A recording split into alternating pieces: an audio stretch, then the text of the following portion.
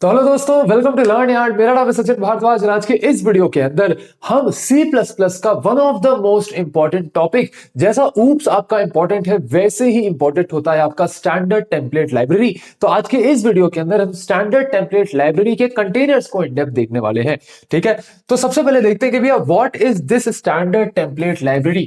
Imagine it like a library जहां से आप बहुत सारे फंक्शंस, बहुत सारे डेटा स्ट्रक्चर्स को फ्री में, मुफ्त में एक्सेस कर सकते हो। भैया आपको कुछ भी कोड लिखने की जरूरत नहीं है, ऑलरेडी वो फंक्शंस कहीं बने हुए रखे हैं और आपको बस उनको इंपोर्ट करके और यूज करना शुरू कर देना है। तो it is that library. And इस लाइब्रेरी में जो भी फंक्शंस है, जो आपके डेटा स्ट्रक्चर्स हैं, ये सारे के सारे आपके टेम्पलेट्स से बने हुए हैं। किससे बने हुए भैया? टेम्पलेट्स से बने हुए हैं। अब आप समझ रहे हो बात को। When it comes to standard template library, तो स्टैंडर्ड टेम्पलेट लाइब्रेरी में हमें मेनली तीन चीजें पढ़नी है। तीन चीजें कौन सी भैया? सबसे पहले हमें देखने हैं कंटेनर्स क्या होते हैं। अब मैंने आपको कहा था कि there are a variety of user defined data type, ऐसे डेटा टाइप जो यूजर डिफाइन करता है। तो एक हो गए प्रिमिटिव डेटा टाइप्स के, भैया आपके इंटीजर, कैरेक्टर, फ्लोट, ये सब। इनके अलावा भी बहुत सारे डेटा टाइप्स होते हैं, जैसे आपके एरेज हो गए, वेक्टर्स हो गए, स्टैक हो गया, क्यू हो गया, लिस्ट हो गया।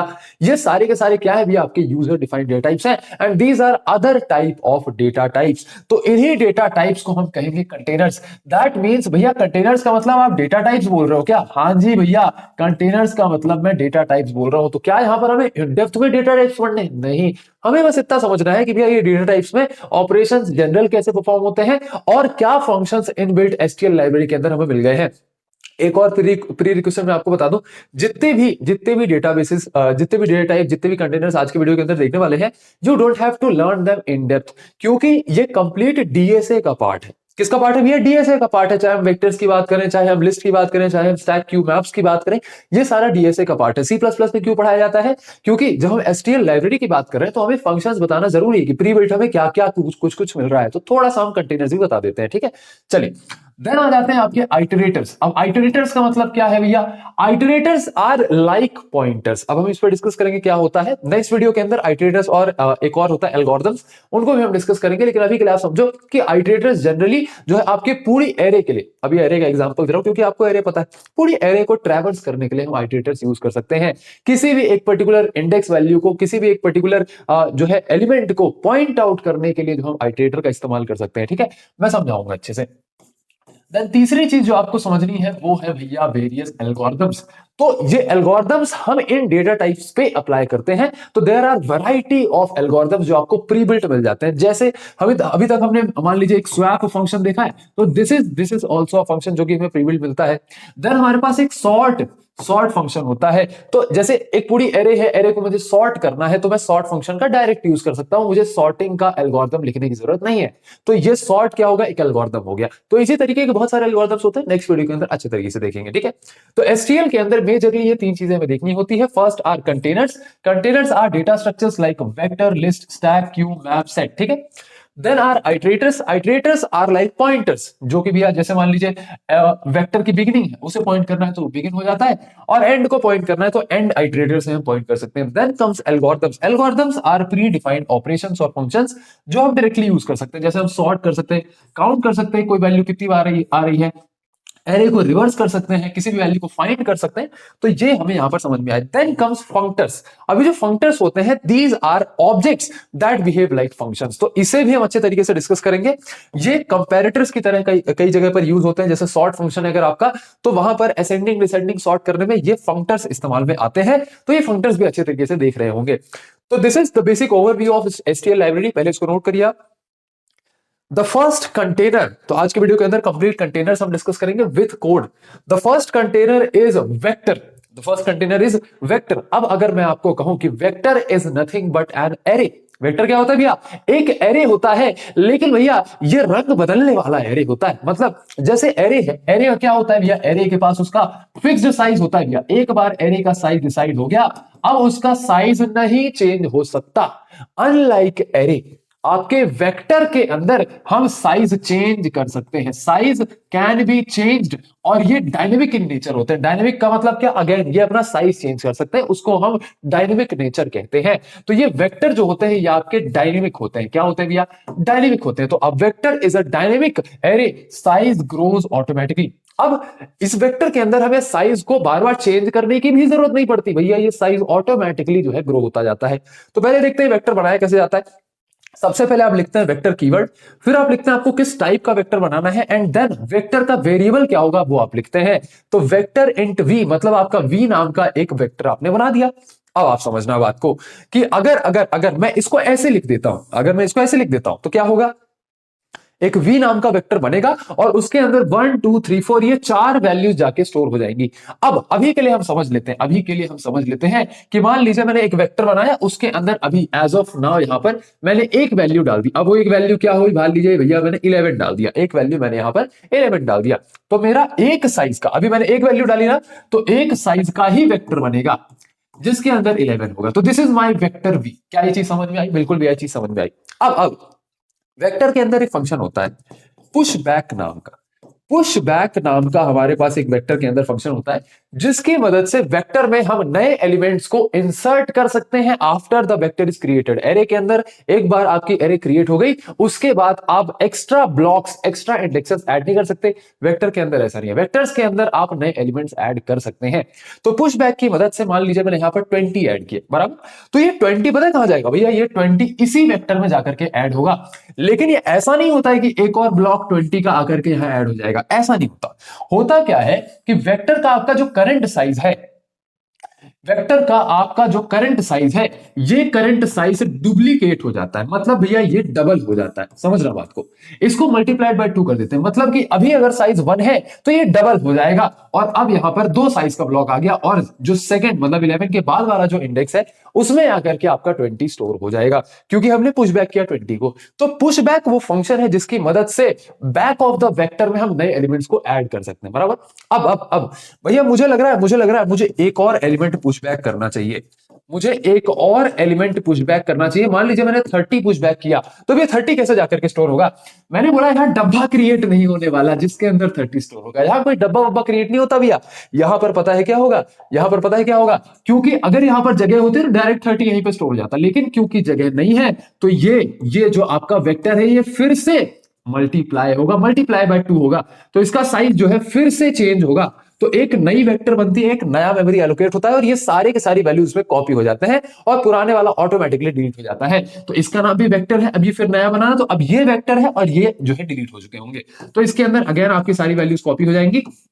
और क्योंकि साइज मल्टीप्लाइड बाय 2 हुआ, दैट मींस अब इसके अंदर 4 वैल्यू स्टोर हो जाएंगी। तो पुशबैक 30 किया है, तो अब यहां पर पुशबैक हमने 30 कर दिया। मान लीजिए एक और पुशबैक में करता हूं 40। मान लीजिए एक और पुशबैक में करता हूं 40। मेरा कैमरा हिल तो नहीं गया भैया, नहीं भैया कैमरा मेरा एकदम बराबर है। मान लीजिए मैं पुशबैक करता हूं 40, तो अब ये 40 पता है कहां जाकर के स्टोर होगा, क्या भैया फिर से मल्टीप्लाई होगा क्या, नहीं, यहां पर जगह खाली है ना, तो 40 आकर के यहां स्टोर हो जाएगा। तो क्या आपको यहां पे समझ में आया कि वेक्टर डायनेमिकली अपना साइज चेंज करता है। बिल्कुल भैया, vector changes it's size dynamically. तो आई होप ये चीज आपको समझ में आई होगी। अब जिस तरीके से हम, एक तो तरीका है कि भैया, एक तो तरीका है कि वेक्टर को हम ऐसे ही इनिशियलाइज कर दे, तो अभी ये एम्प्टी वेक्टर होगा। कैसा होगा भैया, ये एम्प्टी वेक्टर होगा। फिर एक तरीका है कि वेक्टर का साइज हम पहले से ही डिफाइन कर दे, तो ये साइज होता है, तो एक 5 साइज की वेक्टर जो कि खाली रहेगी वो आके यहां पर इनिशियलाइज हो जाएगी। फिर एक तरीका है कि आप वेक्टर के एलिमेंट्स वहां बता दीजिए, तो ये 4 साइज की एक वेक्टर बन जाएगी और उसके अंदर ये चारों एलिमेंट्स जाकर के स्टोर हो जाएंगे। फिर एक तरीका और है कि भैया आप वेक्टर को 5 साइज का वेक्टर बना दीजिए, और यहां नेक्स्ट में आपने लिखा कि आपको हर ब्लॉक में क्या स्टोर करना है, तो हर ब्लॉक में जाकर के 10 स्टोर हो जाएगा। तो दीज आर वेरियस टाइप्स जिनकी मदद से आप वेक्टर को जो है बना सकते हैं। वेक्टर हम इतना डिटेल में क्यों पढ़ रहे हैं भैया, ताकि ये एक बार आपने अच्छे से पढ़ लिया तो नेक्स्ट जो लिस्ट आ रहा है, स्टैक क्यू आ रहा है, ये सारे के सारे आपके इजी हो जाते हैं। ठीक है, चलिए, तो भैया यहां पर हमें वेक्टर्स की कहानी अच्छे तरीके से समझ में आ गई है। अब वेक्टर के ऊपर और भी बहुत सारे कुछ ऑपरेशंस हैं, वो हम देख लेते हैं। ठीक है, तो सबसे पहले आप समझना, अब एक वेक्टर मैंने बना लिया भैया, यहां पर मैंने एक वेक्टर तो बना लिया है। अब इसको मैं एक्सेस कैसे करता हूं, तो वेक्टर की सभी वैल्यूज को हम एक्सेस कैसे करते हैं? पहला तो आप ये चीज समझना कि जिस तरीके से हम अपने एरे को एक्सेस करते थे, क्योंकि वेक्टर भी एक एरे है, तो यहां वेक्टर को भी एक्सेस कर सकते हैं। मान लीजिए यहां पर सेकंड इंडेक्स की वैल्यू को आपको एक्सेस करना है, तो आप यहां पर लिख सकते हो v ऑफ टू आप इस तरीके से यहाँ पे एक्सेस कर सकते हो। क्या मेरी चीज आपको समझ में आई? बिल्कुल भैया। तो ये सेकंड इंडेक्स की वैल्यू आपको आउटपुट में मिल जाएगी, दैट इज 30। तो इस तरीके से आप वेक्टर को एक्सेस कर सकते हो। दूसरी चीज, आप यहाँ पर रेंज बेस्ड फॉर लूप भी लगा सकते हो। तो इंट वैल वी, वैल आपका एक आइटरेटर आप समझ लो। ये वैल क्या करेगा? ये पूरे वेक्टर पे आइटरेट करेगा और हर बार हर वैल्यू को ये आउटपुट में देता जाएगा। तो पहले 10 प्रिंट करेगा, 20 करेगा, 30 करेगा, 40 करेगा। इस सभी चीज को कोड भी करके देखेंगे, अभी के लिए आप यहां पे समझ लो। देन आपको एक्चुअल में आइटरेटर बताता हूं। अब वेक्टर के पास हमारे पास 4 आइटरेटर्स होते हैं। क्या होते हैं भैया? 4 आइटरेटर्स होते हैं। अब ये आइटरेटर्स क्या होते हैं, समझना बात को। अगर मैं बोलता हूं कि वेक्टर डॉट बिगिन, अगर मैं बोलता हूं वेक्टर डॉट बिगिन, तो ये वेक्टर डॉट बिगिन पता है किसको पॉइंट कर रहा होगा? ये वेक्टर डॉट बिगिन किसकी बात हो रही भैया? ये फर्स्ट एलिमेंट की बात हो रही है। तो this is vector dot begin, बराबर? हाँ जी भैया, बराबर। अगर मैं बात करता हूं वेक्टर डॉट एंड की, तो भैया अगर वेक्टर डॉट बिगिन पहला एलिमेंट है, तो भैया वेक्टर डॉट एंड जो है लास्ट वाला एलिमेंट होगा। अरे नहीं, यही तो तुम बात खा गए। Vector dot and last element नहीं होगा, लास्ट के एक एलिमेंट बाद वाला एलिमेंट होगा। तो this is vector dot and, बराबर। तो ये पर्टिकुलर चीज आपको ध्यान रखनी है कि जो बिगिन आइटरेटर है वो तो पहले एलिमेंट को पॉइंट करता है, लेकिन जो एंड आइटरेटर है वो लास्ट एलिमेंट के बाद वाले, जो ये जो भी पोजीशन होगी, मे बी कोई गार्बेज वैल्यू होगी, उसको ये पॉइंट कर रहा होता है। ठीक है, तो भैया ये चीज हमें समझ में आई कि बिगिन और एंड दो आइटरेटर्स होते हैं। अगर मैं बात करूं vector dot R begin, R begin मतलब रिवर्स बिगिन, तो पीछे से आप शुरू कर, तो ये हो गया आपका आर बिगिन। ठीक, अगर मैं बात करता हूं वेक्टर डॉट आर एंड, तो आर एंड आपका कौन सा हुआ भैया? यहां से बिगिन हुआ, तो ये लास्ट हो गया, और लास्ट से आगे वाला ये जो स्पेस हो गया, ये हो गया आपका आर एंड। तो यहां पर आई होप आपको आइटरेटर से क्या कहानी समझ में आई होगी। नाउ ये जो आइटरेटर्स होते हैं, iterators are just like pointers. Exactly ये पॉइंटर्स नहीं होते, but these are like pointers. मतलब समझो बात को। अगर मैं कह रहा हूं कि वेक्टर डॉट बिगिन, ठीक है, तो यहां वेक्टर डॉट बिगिन को आप ऐसे सी आउट करा के, और ये कोई इंडेक्स वैल्यू नहीं स्टोर कर रहा है कि vector dot begin is equal to 0, ऐसा कुछ नहीं। आप सी आउट कराओगे तो वेक्टर डॉट बिगिन आपको 0 नहीं देगा। लेकिन लाइक पॉइंटर्स, अगर आप यहां पर सी आउट कराते हो star of vector dot begin, क्योंकि क्योंकि क्योंकि ये आइटरेटर जो बिगिन आइटरेटर है वो आपके फर्स्ट वैल्यू को पॉइंट कर रहा है, और अगर आप डी रेफरेंस ऑपरेटर लगाते हो तो ये आपको फर्स्ट वैल्यू, जिस वैल्यू को ये पॉइंट कर रहा है वो वैल्यू निकाल करके दे देगा। तो ये आंसर आपको 10 निकाल करके दे देगा। This happened just like pointers. Pointers जैसे हम एक्सेस करते हैं वैसे ही आपका आइटरेटर है।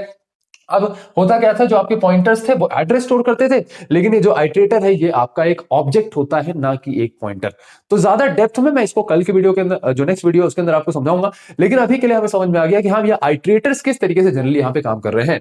अब अगर मुझे एक आइटरेटर बनाना है तो मैं क्या करूंगा? मैं बोलूंगा वेक्टर इंट, और स्कोप रेजोल्यूशन ऑपरेटर लगा के आइटरेटर जो आपका कीवर्ड है वो यूज करोगे, एंड देन आइटरेटर का आप नाम लिखोगे आईटी। ठीक है, अब मैंने बोला कि जो मेरा आईटी है, आईटी को आप शुरू कर दो वी डॉट बिगिन से, और आईटी जब तक वी डॉट एंड पे नहीं पहुंच जाता, भैया वी डॉट एंड पे जब तक नहीं पहुंच जाता तब तक आपको लूप को चलाते जाना है, और हर बार आईटी प्लस प्लस करते जाना है। अभी आईटी प्लस प्लस का मतलब क्या है? जैसे पॉइंटर इंक्रीमेंट होता था ना, वैसे ही पॉइंटर यहां पर भी इंक्रीमेंट होगा। तो पहले वी डॉट बिगिन से अगर इसने आईटी ने शुरू किया, तो आईटी प्लस प्लस कितना होगा भैया? We dot begin plus 1। तो ये हो गया आपका वी डॉट बिगिन प्लस 1। ठीक है, और ये वाली वैल्यू हो गई वी डॉट बिगिन प्लस 2, फिर ये हो गई V dot begin plus 3, then ये आपका आ गया वी डॉट एंड, और जैसे ये वी डॉट एंड पे आ जाएगा ये अपना लूप यहीं पे टर्मिनेट कर देगा। और हर बार हम क्या कर रहे हैं? आईटी की वैल्यू, यानी कि आईटी को डी रेफरेंस करा रहे हैं। दैट मींस इस पे जो भी वैल्यू रखी है वो हम आउटपुट में दे रहे हैं। तो इस तरीके से हम अपने पूरे वेक्टर को जो है एक्सेस कर सकते हैं यूजिंग आइटरेटर्स। समझना बात को। अब there comes an auto keyword. अब ये तो मैंने आपको बता दिया कि आप इसको स्ट्रेट फॉरवर्ड ऐसे कैसे, मतलब बेसिकली सीधा सीधा आप कैसे इसको आइटरेट कर सकते हो। इसको आप रिवर्स ऑर्डर में भी आइटरेट कर सकते हो, मैं समझाऊंगा कोड में अभी, और साथ ही साथ आप इसको ऑटो कीवर्ड के साथ भी इस तरीके से लिख सकते हो। चलिए अब एक काम कर लेते हैं, और भी जो फंक्शंस हैं उनको डिस्कस कर लेते हैं, देन उसके बाद हम इसको कोड करके देख लेंगे। ठीक है, चलिए तो यहां पर वेक्टर मैंने यहां पर बनाया, देन पुशबैक हमने ऑलरेडी डिस्कस कर लिया है कि इस वेक्टर के पीछे एक और अगर हमें एलिमेंट ऐड करना है तो वो हम पुश बैक की मदद से कर लेंगे। Then comes pop back. Pop back का मतलब क्या है, मान लीजिए इस वेक्टर के अंदर हमारे पास 4 एलिमेंट्स हैं, मैं चाहता हूं जो लास्ट वाला एलिमेंट है वो डिलीट हो जाए, तो ये लास्ट वाला एलिमेंट आपका डिलीट हो जाएगा। अब डिलीट होने का मतलब ये नहीं है कि इसका साइज रिड्यूस हो जाएगा, ऐसा कुछ नहीं होता, साइज रिड्यूस नहीं होता, ये आपका ब्लॉक यहीं पे ऐसे खाली रह जाएगा। तो यहाँ पुश बैक पॉप बैक हमारे पास दो प्री बिल्ट फंक्शंस आते हैं। देन एक आता है इंसर्ट। क्या आता है, इंसर्ट। मैंने बोला कि this is vector dot begin बराबर बराबर, अगर ये मैं कहूं तो ये क्या है, ये है वेक्टर डॉट बिगिन प्लस 1, ये है वेक्टर डॉट बिगिन प्लस 2, ये है वेक्टर डॉट बिगिन प्लस 3 बराबर। अब अगर मैं कहता हूं कि वेक्टर डॉट बिगिन प्लस 1 पे आप एक नई वैल्यू इंसर्ट कर दो 15, तो ये यहां पर ये जो सारी वैल्यूज है खिसक जाएंगी, 30 यहां आ जाएगा, 20 यहां आ जाएगा, और यहां पर आपका जो 15 है वो आकर के इंसर्ट हो जाएगा। तो यहां पर हम एक वैल्यू को in the middle of the vector भी इंसर्ट कर सकते हैं। आई होप ये चीज आपको समझ में आई। देन आता है वेक्टर डॉट इरेज। अगर मैं किसी एक एलिमेंट को इरेज करना चाहता हूं, मान लीजिए मैं बिगिन वाले एलिमेंट को इरेज करना चाहता हूं, तो मैं वेक्टर डॉट इरेज फंक्शन की मदद से इसको इरेज भी कर सकता हूं। फिर आता है क्लियर। अब अगर आपने वेक्टर डॉट क्लियर कर दिया तो ये सारे के सारे वेक्टर को एम्प्टी कर देगा। क्या कर देगा, एम्प्टी कर देगा। तो जो वेक्टर बना है उसका जो ढांचा है वो डिलीट नहीं करता है, सिर्फ एलिमेंट्स को क्लियर कर देता है। आई होप ये चीज आपको समझ में आई।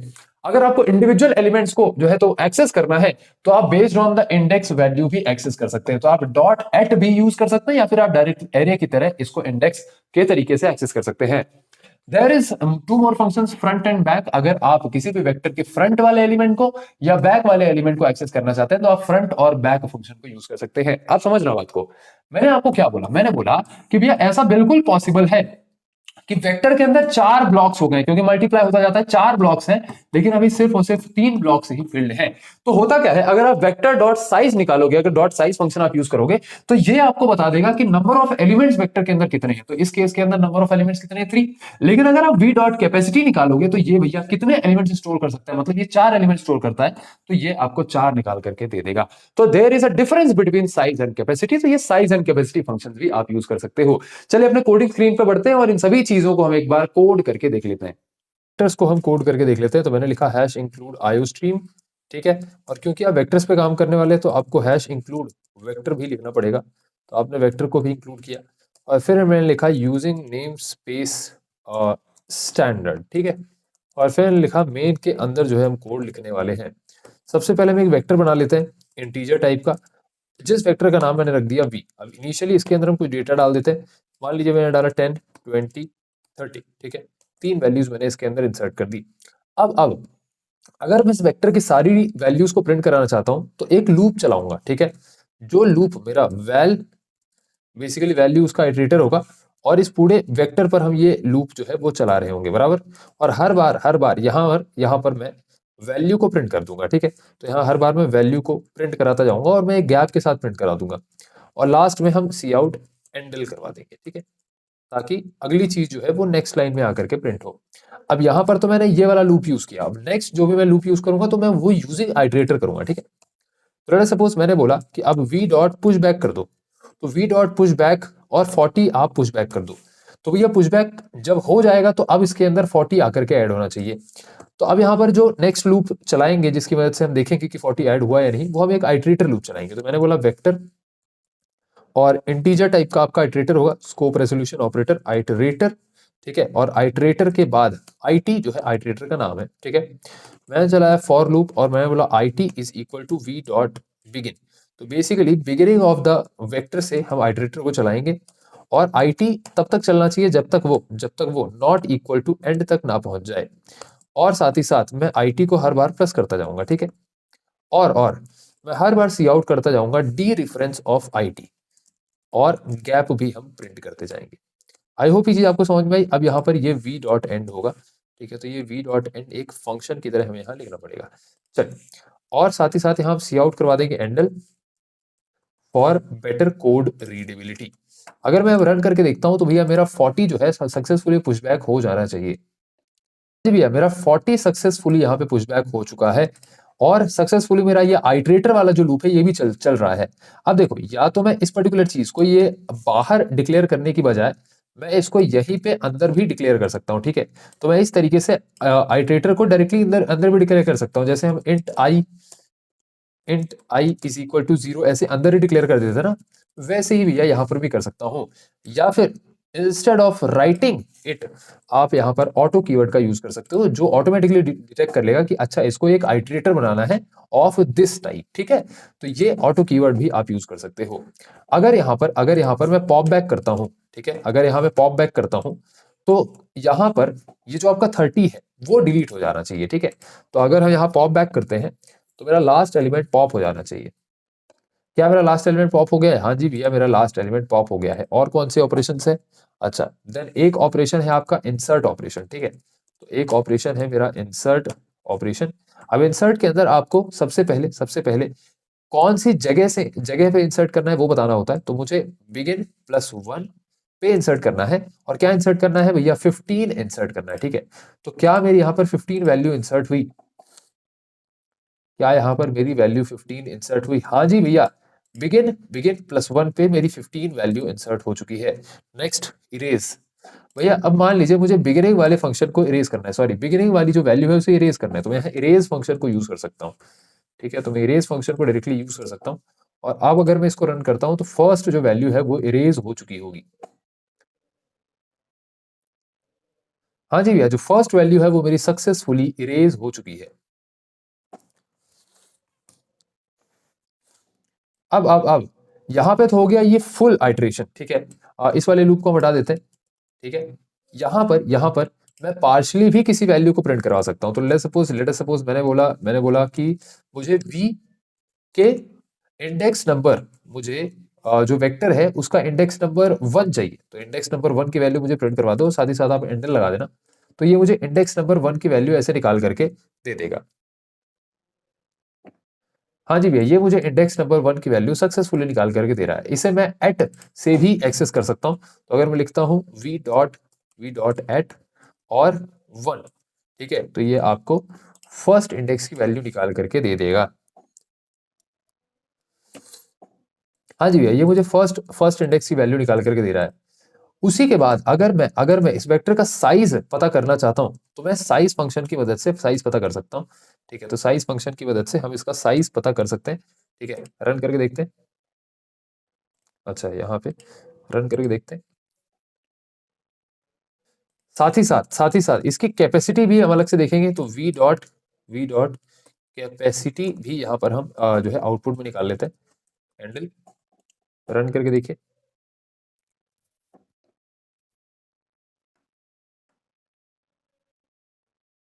तो हाँ जी भैया, इस वेक्टर की साइज और कैपेसिटी दोनों ही अभी एज ऑफ नाउ बराबर है, क्योंकि इनिशियलाइज ही इसको हमने 3 साइज से ही किया है। तो साइज और कैपेसिटी बराबर है। अगर आप इसको पुश बैक करेंगे तब कैपेसिटी बढ़ेगी और साइज भी बढ़ेगा। तो तब डिफरेंस आ जाता है साइज और कैपेसिटी में। चलिए भैया, नेक्स्ट कंटेनर जो हमें देखना है दैट इज लिस्ट। अब I will not go into technical details, क्योंकि भैया होता क्या है कि ये जो सारी चीजें जैसे लिस्ट हो गया, यहाँ पे हम डबली लिंक लिस्ट की भी बात करने वाले, ये सब डीएसए का पार्ट है। आप डीएसए में इसको इन डेप्थ पढ़ोगे। अभी के लिए मैं आपको सिर्फ उतने लेवल का बता दूंगा जिसकी मदद से आप इनके जो एसटीएल वाले फंक्शंस हैं उनको समझ में आ जाए। क्योंकि भैया STL is nothing, not a concept कि भैया कॉपी कंस्ट्रक्टर हम पढ़ रहे हैं, आपका डिस्ट्रक्टर पढ़ रहे हैं, आपके पॉलीमॉर्फिज्म पढ़ रहे हैं, तो कोई कॉन्सेप्ट नहीं है। इट्स जस्ट अ लाइब्रेरी, उसके अंदर फंक्शंस रखे हैं, वो फंक्शंस आपको यूज करने आने चाहिए। तो इस वजह से ये आपको एसटीएल के लेक्चर पढ़ाए जाते हैं, ठीक है। चलिए, तो यहां पर सबसे पहले अगर मैं बात करूं लिस्ट की, तो list is a linear data structure, मतलब कि भैया ये लीनियरली ही स्टोर होता है। लेकिन अनलाइक एरेज, आप किसी भी इंडेक्स बेसिस पे इसको एक्सेस नहीं कर सकते। मतलब यहां पर इंडेक्सिंग का कोई कॉन्सेप्ट नहीं होता लाइन जैसा ही है, लेकिन इंडेक्सिंग का कोई कॉन्सेप्ट नहीं होता। तो let suppose this is a list. इसके अंदर मैंने कुछ 1 2 3 4 कुछ ऐसे डेटा स्टोर कर दिया है। तो ये आपको लीनियर एरे जैसे ही समझ में आएगा, लेकिन यहां पर कोई भी इंडेक्सिंग का कॉन्सेप्ट नहीं होता कि भी आप सेकंड इंडेक्स का कोई वैल्यू निकाल के दे दो, सेकंड इंडेक्स पे ये स्टोर करके दे दो, ऐसा कुछ नहीं होता। तो एक लिस्ट के अंदर आप जो भी डेटा इंसर्ट करते हो या डिलीट करते हो, तो या तो आप फ्रंट से डिलीट करते हो या फिर आप बैक से डिलीट करते हो। अब इसको डेप्थ में समझेंगे। अभी के लिए सिर्फ इतना समझो कि लिस्ट जो है वो आपका कुछ इस तरीके से काम करता है। This is not array but this is a like array. मतलब बेसिकली ये लिस्ट फॉर्मेट में होता है, एक जो है लीनियर फॉर्मेट में होता है। समझना, लिस्ट हम बनाते कैसे हैं भैया? सबसे पहले तो आपको ये हेडर फाइल इंक्लूड करनी पड़ती है, ठीक है। अब यहां पर डबली लिंक लिस्ट का मतलब क्या है कि यहां पर जितने भी एलिमेंट्स हैं वो एक के बाद एक रखे हुए हैं, ठीक है, आपस में एक दूसरे से कनेक्टेड होंगे, बराबर। और डबली का मतलब यह है कि आप इंसर्शन और डिलीशन दोनों एंड से कर सकते हो। मतलब अगर मैं चाहूं तो एक नया एलिमेंट आगे से भी इंसर्ट कर सकता हूं। मान लीजिए मुझे थ्री थ्री इंसर्ट करना है तो मैं यहाँ 3 इंसर्ट कर सकता हूं। अगर मुझे 5 इंसर्ट करना है पीछे से तो यहाँ 5 में पीछे से इंसर्ट कर सकता हूं।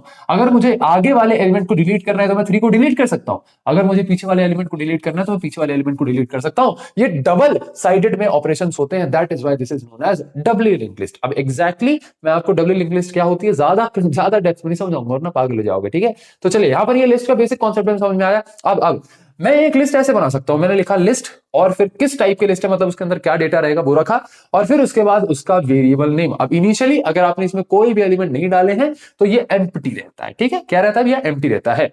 अब मैंने बोला मुझे एक लिस्ट बना देनी है, मुझे एक लिस्ट बना देनी है जिसमें 5 साइज हो, 5 एलिमेंट्स में ऐड कर सकूं, लेकिन अभी के लिए डिफॉल्ट में वो मुझे 0 कर दो, ठीक है। डिफॉल्ट में सभी एलिमेंट 0 रहे। तो इस केस के अंदर आपने लिस्ट बनाई 5 साइज की, this is size of the list, और हर एलिमेंट में अभी फिलहाल में डिफॉल्ट में 0 स्टोर हो जाएगा, ठीक है। देन आती है आपकी लिस्ट जिसके अंदर हम कोई डिफॉल्ट वैल्यू स्टोर करना चाहते हैं, तो मैं कहता हूं साइज 5 तो होना चाहिए, लेकिन हर एलिमेंट 10 हो जाए, तो हर एलिमेंट यहां पर हमने 10 कर दिया, ठीक है। तो इस तरीके से भी हम लिस्ट को इनिशियलाइज कर सकते हैं। This is various types of initialization जिनकी वजह से हम लिस्ट को इनिशियलाइज करते हैं। अब अगर मुझे चाहिए कि भैया मैं लिस्ट बनाऊं और ऑटोमेटिक उसका साइज डिटेक्ट हो जाए और ऑटोमेटिकली उसमें 4 एलिमेंट स्टोर हो जाए, तो अब यहां पर ऐसे इनिशियलाइज कर सकते हो जिसकी मदद से आपकी एक लिस्ट बन जाएगी जिसके अंदर 1 2 3 4 4 एलिमेंट्स आपने स्टोर कर दिए, ठीक। इसको आप नोट करना चाहें तो कर सकते हैं यार इस बार, क्योंकि this is a long video and मुझे जल्दी जल्दी चीजों को खत्म करना है। भाई जल्दी जल्दी आई डजंट मीन कि आपको अंडरस्टैंड नहीं मिलेगा, आपको अच्छे तरीके से सब कुछ समझाया जाएगा, लेकिन बहुत सारे कंटेनर्स है ना यार, तो एक पे इतना स्टिक नहीं किया जा सकता। तो ये आप नोट करते रहना अपनी सहूलियत के हिसाब से, ठीक है। चलिए नेक्स्ट भैया लिस्ट में क्या फंक्शंस होते हैं आपके एसटीएल के अंदर वो देख लेते हैं, ठीक है। तो मैंने एक लिस्ट बनाई, अब लिस्ट में भी पुश बैक फंक्शन होता है। तो लेट अस सपोज मैंने यहाँ बोला दिस इज माय लिस्ट, ठीक है। लिस्ट के अंदर अभी करंटली 10 20 30 ये हमारे एलिमेंट्स हैं, बराबर। मैंने बोला कि आप पुश बैक कर दो 40। पुश बैक का मतलब क्या है कि बैक से आप 40 को इंसर्ट कर दो, तो बैक से हमने 40 को इंसर्ट कर दिया, बराबर। देन आता है आपका पुश फ्रंट। हाँ जी भैया, यहाँ पर पुश फ्रंट भी होता है, दैट मींस अगर मैं फ्रंट से कुछ एलिमेंट डालना चाहता हूं तो मैं यहाँ फ्रंट से भी एलिमेंट इंसर्ट कर सकता हूं, बराबर। देन आ जाता है आपका पॉप बैक। पॉप बैक का मतलब क्या है कि जो बैक वाला एलिमेंट है उसे आप डिलीट कर दो, उसे आप पॉप कर दो, तो अब बैक में एलिमेंट जो है वो डिलीट हो गया। देन आता है पॉप फ्रंट। पॉप फ्रंट का मतलब क्या है कि जो फ्रंट में एलिमेंट है उसे आप डिलीट कर दो, तो फ्रंट वाले एलिमेंट को हमने डिलीट कर दिया। फिर आता है इंसर्ट IT15। अब बेसिकली ये IT क्या है, this is iterator, this is iterator. तो भैया यहां पर इंडेक्सिंग का कॉन्सेप्ट नहीं होता, लेकिन आइटरेशन वाला कॉन्सेप्ट तो जरूर होता है। तो this is begin and this is and, ये आपका एंड होता है, बराबर। एंड जो है लास्ट एलिमेंट के बाद होता है, ये तो हमें समझ में आ गया। अगर मैं चाहता हूं कि भैया मैं यहां पर बेसिकली, अगर ये आपका बिगिन हो गया, इसको डिलीट कर दिया था हमने, ठीक है, और ये आपका एंड हो गया क्योंकि ये लास्ट एलिमेंट है, ये एंड हो गया, ठीक है। मैं चाहता हूं कि भैया मैं सेकंड पोजीशन पे जो है एक नया एलिमेंट इंसर्ट कर दूं, तो मैं पता है क्या करूंगा, ये हो जाएगा आपका वी डॉट बिगिन, बराबर बराबर, और ये हो जाएगा आपका वी डॉट बिगिन प्लस 1, ठीक है। मैं चाहता हूं इस जगह पे एक नया एलिमेंट स्टोर हो जाए, तो मैं पता है क्या बोलूंगा, मैं एक आइटरेटर बनाऊंगा IT नाम का, और उसके अंदर मैं बोलूंगा वी डॉट बिगिन प्लस 1 कर दो, ठीक है। तो वी डॉट बिगिन प्लस 1 वाली जो पोजीशन है इस आइटरेटर के अंदर आ चुकी है। फिर मैं क्या करूंगा, मैं इंसर्ट जो आपका फंक्शन है उसको यूज करूंगा, और मैं बोलूंगा आइटरेटर वाली जो पोजीशन है, आइटरेटर वाली पोजीशन मतलब ये वाली पोजीशन, ठीक, इसके अंदर आप 15 ऐड कर दो। तो अब ये जो 20 30 है ना, ये इधर खिसक जाएंगे और यहां इस जगह पर आपका 15 आकर के स्टोर हो जाएगा। तो ये अब आपका कुछ ऐसा दिखेगा आफ्टर स्टोरिंग, ठीक है। तो आफ्टर स्टोरिंग यहां पे 15 आ गया और ये 20 30 आपका यहां ऐसे आ गया, ठीक। और आपका वी डॉट एंड भी यहां मूव कर जाएगा, वी डॉट एंड आपका यहाँ पे आ गया। चलिए, तो आई होप ये चीज आपको समझ में आई होगी। अब अगर किसी आइटरेटर वैल्यू को आपको जो है डिलीट भी करना है, इरेज करना है, मैं चाहता हूं कि मेरा आइटरेटर जहां पर भी है, आइटरेटर कहाँ है, इस वैल्यू पे, ये डिलीट हो जाए, तो भैया 15 की लाइफ टाइम बड़ी कम थी भैया, तो लाइफ टाइम इसकी एक्सीड हो गई है और इरेज हमने इसको कर दिया। इस तरीके से आप किसी भी एक पर्टिकुलर वैल्यू को इरेज भी कर सकते हैं यूजिंग आइटरेटर। तो आइटरेटर यहाँ पर बहुत ज्यादा हेल्पफुल रहता है, ठीक है। देन आता है आपका क्लियर। अगर आप पूरी लिस्ट को क्लियर करना चाहते हैं कि सारे एलिमेंट्स उड़ जाए भाई साहब, सारे एलिमेंट्स यहाँ पे खत्म हो जाए, खल्लास हो जाए, तो ऐसे आप जो है यहाँ पर सारे एलिमेंट्स को क्लियर भी कर सकते हैं। तो ये कुछ फंक्शंस है यार, बहुत सारे फंक्शंस हैं, आपको यहाँ फंक्शंस ही पढ़ने हैं, फंक्शंस के अलावा और कुछ नहीं पढ़ना, ठीक है। चलिए, देन आता है एल डॉट फ्रंट। अब भैया लिस्ट बना लीजिए, और भी फंक्शंस को डिस्कस करना है। अगर मुझे फ्रंट में क्या रखा हुआ है वो निकालना है, तो मैं एल डॉट फ्रंट को सी आउट करा दूंगा। तो अगर मैंने एल डॉट फ्रंट को सी आउट किया तो ये मुझे 10 निकाल करके दे देगा। अगर मुझे पता करना है लास्ट में बैक में कौन सा एलिमेंट है तो मैं एल डॉट बैक करूंगा और मुझे लास्ट वाला एलिमेंट मिल जाएगा। ठीक, अगर मैं चाहता हूं एल डॉट साइज मतलब कितने टोटल एलिमेंट्स अभी प्रेजेंट है लिस्ट के अंदर वो पता करना, तो मैं एल डॉट साइज यूज कर सकता हूं। अगर मुझे लिस्ट एम्प्टी है या नहीं ये फाइंड आउट करना है तो मैं डॉट एम्प्टी फंक्शन यूज कर सकता हूं। अगर लिस्ट एम्प्टी नहीं होगी तो ये आपको 1 रिटर्न कर देगा, अगर एम्प्टी होगी तो ये आपको 0 रिटर्न करके दे देगा। सॉरी उल्टा बोल दिया, अगर लिस्ट एम्प्टी होगी तो आपको 1 रिटर्न कर देगा, अगर लिस्ट एम्प्टी नहीं होगी तो 0 रिटर्न कर देगा। दैट मींस ये जो भी पूछ रहा है एम्प्टी पूछ रहा है ना तो ट्रू रिटर्न कर दो या फॉल्स रिटर्न कर दो। देन आता है आपका रिवर्स, अगर आप चाहते हो पूरी लिस्ट आपके रिवर्स हो जाए तो आप डॉट रिवर्स फंक्शन को यूज कर सकते हो। अगर आप चाहते हो पूरी जो आपकी लिस्ट है मान लीजिए अनसॉर्टेड फॉर्मेट में रखी है, पहले 50 रखा है, 10 रखा है, 20 रखा है, 30 रखा है, आप चाहते हो ये लिस्ट सॉर्ट हो जाए तो आप डॉट सॉर्ट फंक्शन को यूज कर सकते हो। L dot unique that means अगर मैं चाहता हूं कि मेरी लिस्ट में अभी डुप्लीकेट वैल्यूज बहुत सारी, मान लीजिए 50 दो बार है, 10 आपका दो बार है, मैं चाहता हूं सारी की सारी डुप्लीकेट वैल्यू जो है हट जाए और मेरे सिर्फ यूनिक एलिमेंट्स लिस्ट के अंदर रह जाए, तो मैं एल डॉट यूनिक कर सकता हूं। ये आपकी पूरी लिस्ट को यूनिक बना देगा, बेसिकली सिर्फ यूनिक एलिमेंट्स रह जाएंगे। ठीक है, देन आ जाता है आपका एक रिमूव। तो ये बेसिकली क्या करता है कि जितने भी, जैसे मान लीजिए एल डॉट रिमूव मान लीजिए 20 किया मैंने, तो यहां पर जितने भी 20 होगा वो सबको रिमूव कर देगा, डिलीट कर देगा। ठीक है, तो these are basic functions and then आपके आइटरेटर्स तो रहते ही हैं, L dot begin, L dot end, L dot R begin, L dot R end. अच्छा यहां पर आर एंड होना चाहिए। ठीक है, तो ये आपके आइटरेटर्स एज इट इज, जैसे आपके वेक्टर्स के अंदर रहते हैं वैसे ही ये आइटरेटर्स भी आपके पास रहते हैं। चलिए इन सभी चीजों को कोड करके देख लेते हैं। चलिए अब हम लिस्ट पर काम कर लेते हैं। ठीक है, तो अब यहां पर मुझे लिस्ट पे काम करना है तो मैं लिस्ट हेडर फाइल को इंक्लूड करूंगा। और अगर मुझे लिस्ट बनानी है तो मैं यहाँ सिंपली बोलूंगा कि भैया आप लिस्ट डेटा टाइप का आप एक इंटीजर डेटा टाइप की लिस्ट बना दीजिए जिसका नाम होगा एल, और इसके अंदर मैं कुछ वैल्यूज डाल देता हूँ। तो लेट्स सपोज मैंने डाला 3, 4, 6 और 5। ठीक है, ये 4 वैल्यूज मैंने इसके अंदर इंसर्ट कर दी है। अब अगर मैं कहता हूँ फॉर और यहाँ पर हम वेल और पूरे लिस्ट पे चलाएंगे बेसिकली, और ये फॉर लूप क्या करेगा, हर बार लिस्ट की वैल्यू को प्रिंट करता जाएगा। ठीक है, तो ये हर बार वैल्यू को प्रिंट करता जाएगा बराबर, और लास्ट में ये एंडल कर देगा, तो यहाँ पर सी आउट एंडल। ठीक, अगर मैं इस लिस्ट को रन करता हूं तो ये रन होना चाहिए। देन उसके बाद मैं एल डॉट पुश बैक भी कर सकता हूं। ठीक है, तो अगर मैं लिस्ट के अंदर पुश बैक करता हूं लेट सपोज 40, तो ये मेरा 40 पुश बैक हो जाना चाहिए। तो रन करके देखते हैं, और 40 पुश बैक होने के बाद जो वैल्यू आएगी हम उसे भी प्रिंट करके देख लेंगे। रन करिए। हाँ जी भैया, यहाँ पर मेरा 40 भी पुश बैक हो गया और मेरी लिस्ट भी अच्छे तरीके से बन गई है। मान लीजिए अगर मैं यहाँ पर पॉप बैक करता हूँ, पॉप बैक, तो क्या ये पॉप बैक फंक्शन भी अच्छे से काम करेगा? अब यहाँ पॉप बैक तो होता है, पॉप फ्रंट भी होता है। ठीक है, तो यहाँ एल डॉट पॉप फ्रंट भी करके हम देख लेते हैं। ठीक है, तो एल डॉट पॉप फ्रंट अगर मैंने किया तो ये हमारा सेम काम करना चाहिए। एंड पॉप फ्रंट करने के बाद हम एक काम करेंगे, एल डॉट पुश फ्रंट भी करके देख लेंगे। ठीक है, और फ्रंट से लेट सपोज हमने 10 इंसर्ट कर दिया, तो समझना बैक से मेरा 5 चला जाएगा, फ्रंट से मेरा 3 चला जाएगा और 10 मेरा फ्रंट से इंसर्ट हो जाएगा, तो 10 4 6 बचना चाहिए लास्ट में। ठीक है, तो 10 4 6 हमारा लास्ट में बचता है या फिर नहीं? हाँ जी भैया, 10 4 6 मेरा लास्ट में बचता है। दैट मीन्स ये सभी ऑपरेशन अच्छे से परफॉर्म कर रहे हैं। अब मान लीजिए मैं एक iterator auto I T is equal to, तो एल डॉट बिगिन पे मैं एक आइट्रेटर लगाता हूँ। ठीक है, और मैं कहता हूँ कि एल डॉट इरेज, आप बिगिनिंग को इरेज कर दीजिए। तो इस तरीके से भी हम आइट्रेटर को यूज कर सकते हैं ताकि हम वैल्यूज को इरेज कर सकें। साथ ही साथ हम एक नई वैल्यू इंसर्ट भी कर देते हैं। तो मैं बोलता हूँ एल डॉट इंसर्ट और आई टी प्लस 2।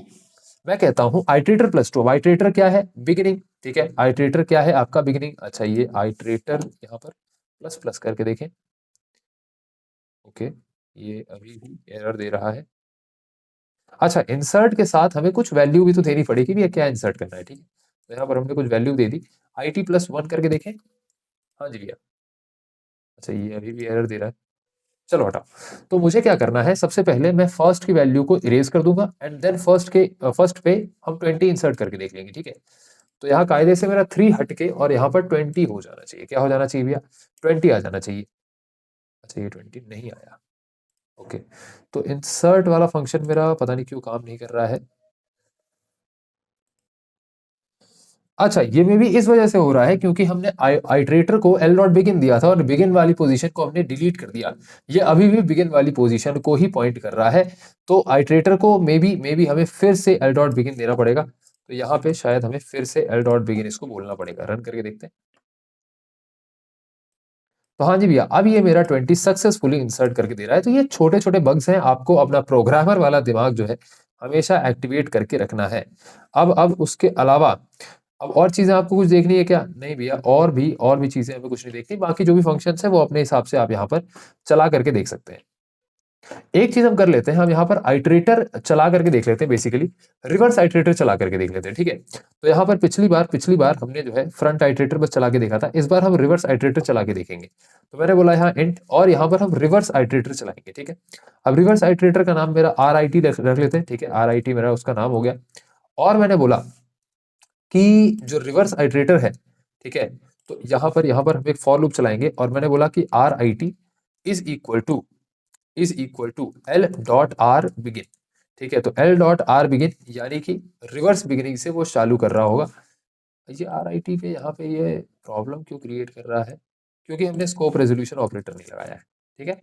चलिए, अब यहाँ मैंने बोला are I T L dot R begin, और इसके अंदर कहाँ तक चलेगा ये? बेसिकली आर आई टी जो है वो आपका जब तक not equal to R end ना हो जाए तब तक इसको चलाना है, और साथ ही साथ आर आई टी को हमेशा प्लस प्लस करते जाना है, ठीक है। तो इस तरीके से ये हमारा लूप रहेगा।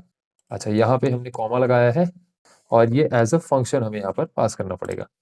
अच्छा, ये आर एंड जो है ये लिस्ट पे लगेगा ना, तो एल डॉट आर एंड हमें यहाँ पर बताना पड़ेगा। तो ये सारे के सारे बग्स रिमूव होने के बाद अब ये जो है आपका रिवर्स ऑर्डर में लिस्ट को प्रिंट करेगा। तो अगर हम सी आउट कराते जाते हैं स्टार आर आई टी, तो ये आपको जो है रिवर्स में लिस्ट प्रिंट करके दे देगा। रन करके देखें। तो हाँ जी भैया, इसने मुझे रिवर्स ऑर्डर में लिस्ट को प्रिंट करके दे दिया है। नेक्स्ट जो आपका डेटा टाइप है, या जो आपका बेसिकली कंटेनर है, वो है आपका पेयर। अब एज द नेम सजेस्ट, ये पेयर बेसिकली दो वैल्यूज को स्टोर करेगा। तो सेट ऑफ टू वैल्यूज को ये जो है स्टोर करता है। अब जैसे हम लिस्ट को इंक्लूड करने के लिए हैश इंक्लूड लिस्ट करते थे, तो क्योंकि जो आपका पेयर है वो एक यूटिलिटी क्लास है, तो हम हैश इंक्लूड यूटिलिटी करते हैं, और यूटिलिटी लाइब्रेरी की मदद से जो है आपका पेयर एक्सेस करते हैं, ठीक है। चलिए, तो container that stores exactly two values elements together as a single unit, ठीक है। आई होप ये चीज आपको समझ में आई होगी कि भैया पेयर एक ऐसा डेटा टाइप है जो कि एग्जैक्टली दो वैल्यूज के पेयर को स्टोर करता है, ठीक है। तो यहां पर मैंने क्या किया भैया, मैंने यहां पर एक पेयर बनाया जिसके अंदर दोनों वैल्यूज को मैं इंटीजर रखना चाहता हूं। तो मैंने बोला पेयर इंटीजर इंटीजर P1, और दोनों वैल्यूज क्या रख दो, 10 और 20। क्या रख दो, 10 और 20। फिर मैंने बोला कि अब भैया इंटीजर इंटीजर का पेयर हो गया बहुत, अब भैया यहां पर हम इंटीजर और स्ट्रिंग का पेयर बनाएंगे। तो ऐसा भी आप कर सकते हैं। तो मैंने बोला इंट और स्ट्रिंग का पेयर बना दो P2, और आपने यहां पर 1 और सचिन दोनों का एक पेयर बना दिया। ऐसा भी हम कर सकते हैं, बिल्कुल।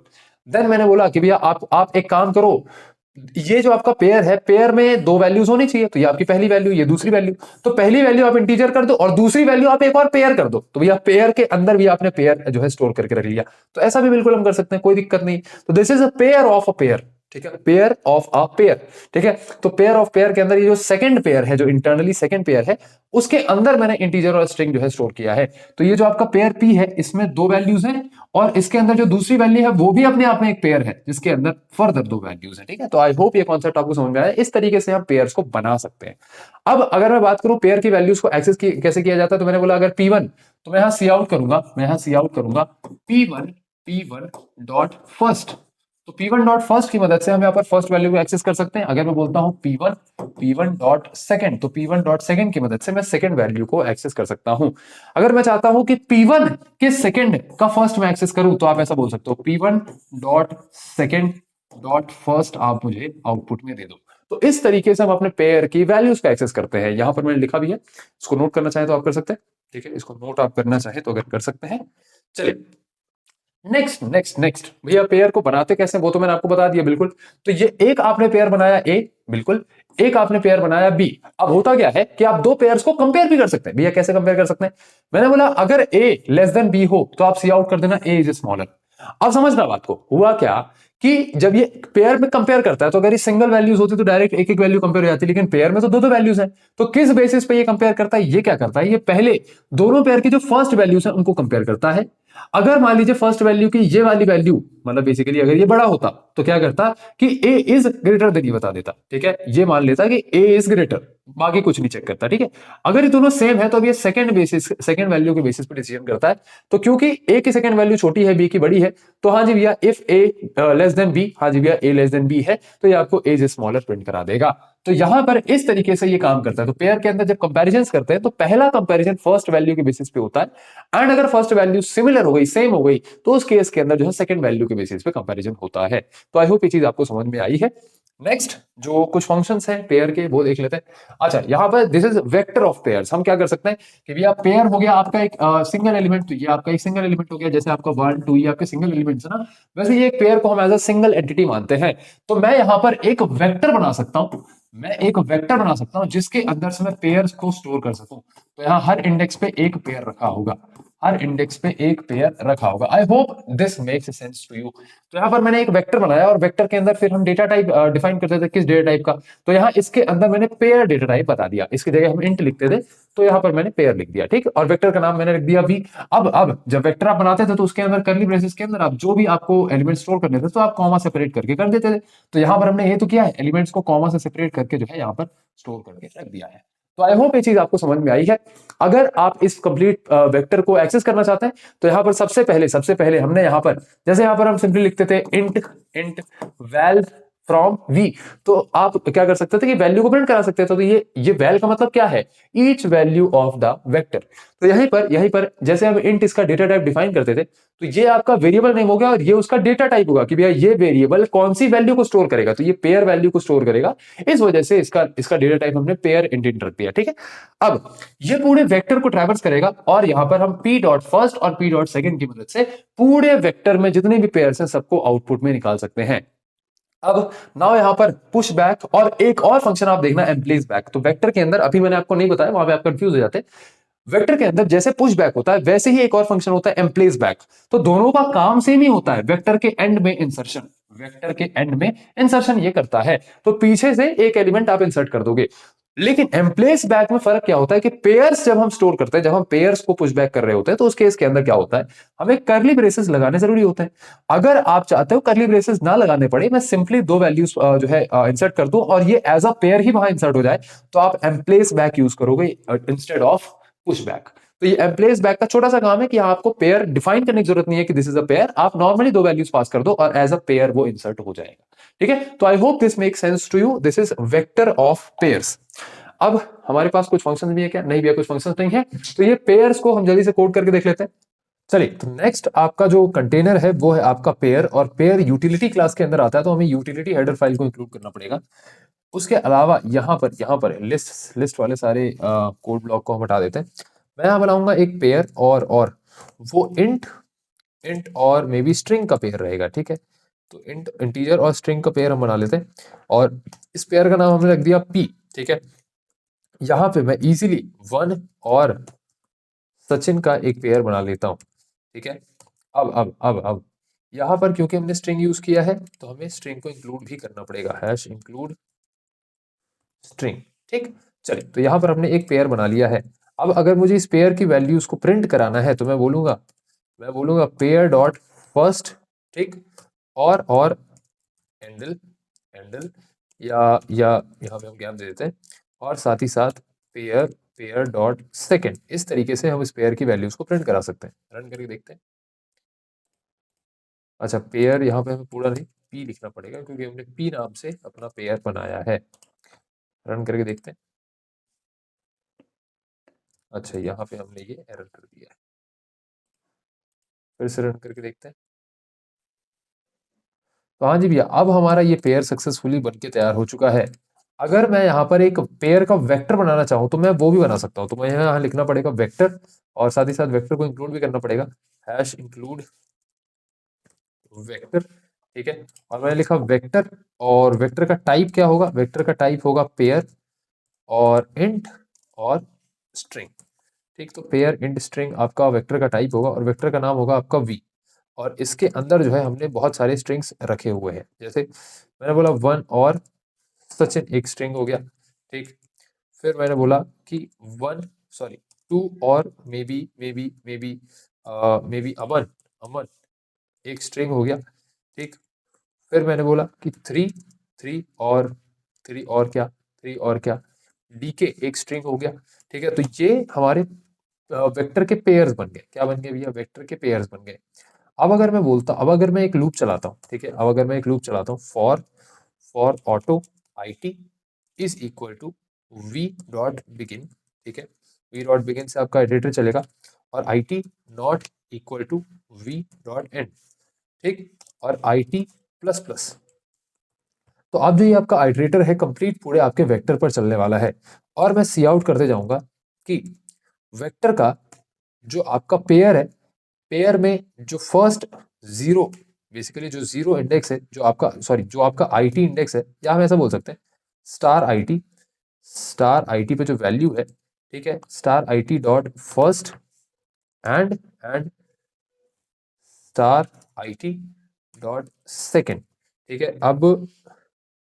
अब इसको आपको ऐसे शायद करना, तो इस तरह आपको यहाँ पर स्मॉल ब्रैकेट्स में इसको रैप करना पड़ेगा, और इसकी फर्स्ट वैल्यू और सेकंड वैल्यू आप एज इट इज यहाँ पर प्रिंट करवा सकते हैं। साथ ही साथ आप यहाँ पर एक सेकेंड, इसको हम थोड़ा सा क्लीन कर देते हैं, ठीक है, और साथ ही साथ यहाँ पर हमें एक एंडल भी प्रिंट करवा देंगे कि हर पेयर जो है वो नेक्स्ट लाइन में आकर के प्रिंट हो जाएगा। रन कर दें, रन करके देखें, हाँ जी भैया, तो सारे पेयर्स हमें प्रिंट होकर के मिल रहे हैं। आप चाहें तो यहाँ पर पुश बैक भी कर सकते हैं, तो यहाँ पर मैं बोला वी डॉट पुश बैक, और पुश बैक के अंदर मैंने बोला कि आप अपना चौथा पेयर डाल दीजिए। चौथा पेयर होगा आपका 4 एंड मे बी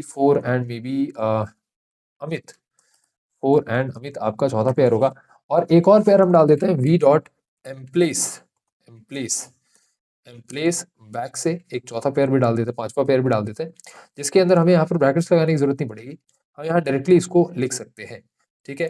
तो एक चलिए अब इसको रन करके देखते हैं। ओके ओके ओके, यहाँ पर हमने कोई भी लूप नहीं लगाया है, इसलिए हमें आउटपुट में मिला नहीं। रन करके देखते हैं, तो हाँ जी भैया, यहाँ पे हमें सारी वैल्यूज अच्छे तरीके से प्रिंट होकर के मिल रही है। अब नेक्स्ट डेटा टाइप को समझने के लिए भैया यहाँ पर हम कुछ लेकर के आ गए। क्या लेकर के आ गए भैया? Set of elements. अब समझना बात को, नेक्स्ट डेटा टाइप क्या है? स्टैक। स्टैक का मतलब क्या? गठ लगाना। मतलब गठ का मतलब, स्टैक मतलब जब एक के ऊपर एक करके एक कोई चीज पाइल अप करके रखी जाती है, तो that is known as a stack. तो इंटरनली डेटा स्ट्रक्चर में भी ऐसे इंप्लीमेंट होता है, लेकिन एक्सटर्नली भैया पहले समझ लो क्या होता है। This is a stack of element. समझना बात को, this is the bottom element and this is the top element. ठीक है, ये क्या हो गया? Top element. अब होता क्या है, अगर अगर मान लीजिए अभी के लिए इस स्टैक के अंदर सिर्फ दो एलिमेंट्स है, अभी के लिए स्टैक के अंदर सिर्फ दो एलिमेंट्स है, अगर मैं इस स्टैक में एक नया एलिमेंट ऐड करना चाहता हूं, तो क्या मैं इसके नीचे से ऐसे ऐड कर सकता हूं? नहीं कर सकते।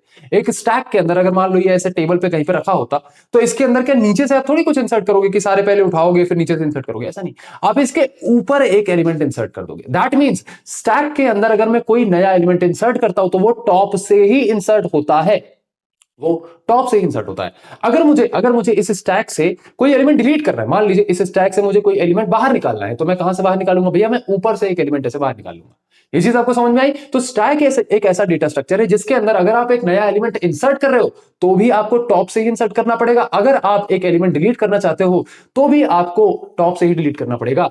आप बीच से उठा के कोई एलिमेंट डिलीट नहीं कर सकते, ना ही आप बीच में इंसर्शन कर सकते, ना ही आप बीच से डिलीशन कर सकते हो। तो स्टैक की पूरी कहानी ये है।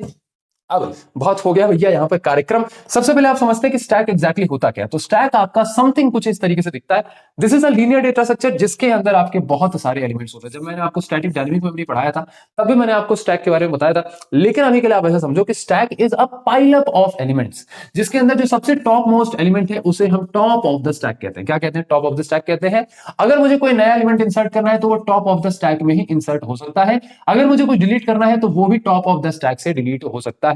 कह सकते हैं कि जो लास्ट में इंसर्ट होगा वही सबसे पहले डिलीट होगा। समझ रहे बात को? लास्ट में मान लो एक एलिमेंट इंसर्ट किया, तो यही सबसे पहले डिलीट होने वाला है। ठीक है, तो इसी प्रिंसिपल को हम कहते हैं last in first out principle. तो ये लीफो प्रिंसिपल पे काम करता है। तो stack is a container that is based on LIFO principle, कि जो लास्ट में आएगा वही सबसे पहले डिलीट होगा। आई होप ये चीज आपको समझ में आई।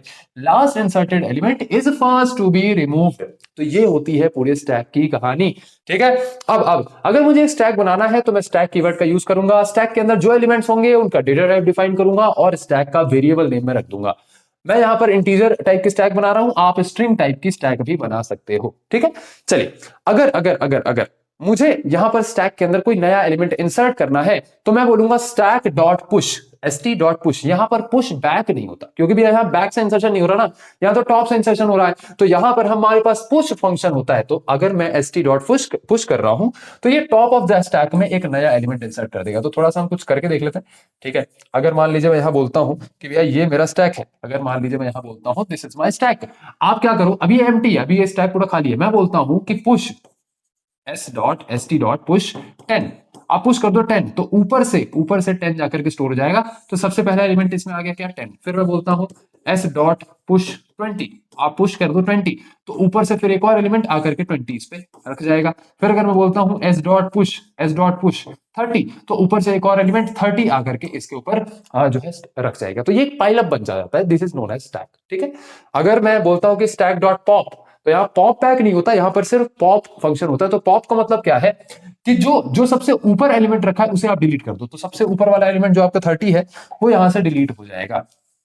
तो इस तरीके से स्टैक के अंदर एक नया एलिमेंट इंसर्ट और जो रखे हुए एलिमेंट है वो डिलीट होते हैं। कभी भी मैं बीच के एलिमेंट्स को डिलीट नहीं कर सकता, ठीक है। st डॉट टॉप, टॉप का एक फंक्शन होता है जो कि टॉप ऑफ द स्टैक में क्या एलिमेंट रखा है, मान लीजिए यहाँ पर टॉप ऑफ द स्टैक में 30 रखा है, तो ये 30 मतलब basically top of the stack में सबसे टॉप पर कौन सा एलिमेंट रखा है वो हमें ये बता देगा, कौन, टॉप फंक्शन आपको बता देगा। तो अगर मैं बोलता हूं s डॉट टॉप, तो ये मुझे टॉप ऑफ द स्टैक में जो भी एलिमेंट रखा है वो निकाल करके दे देगा।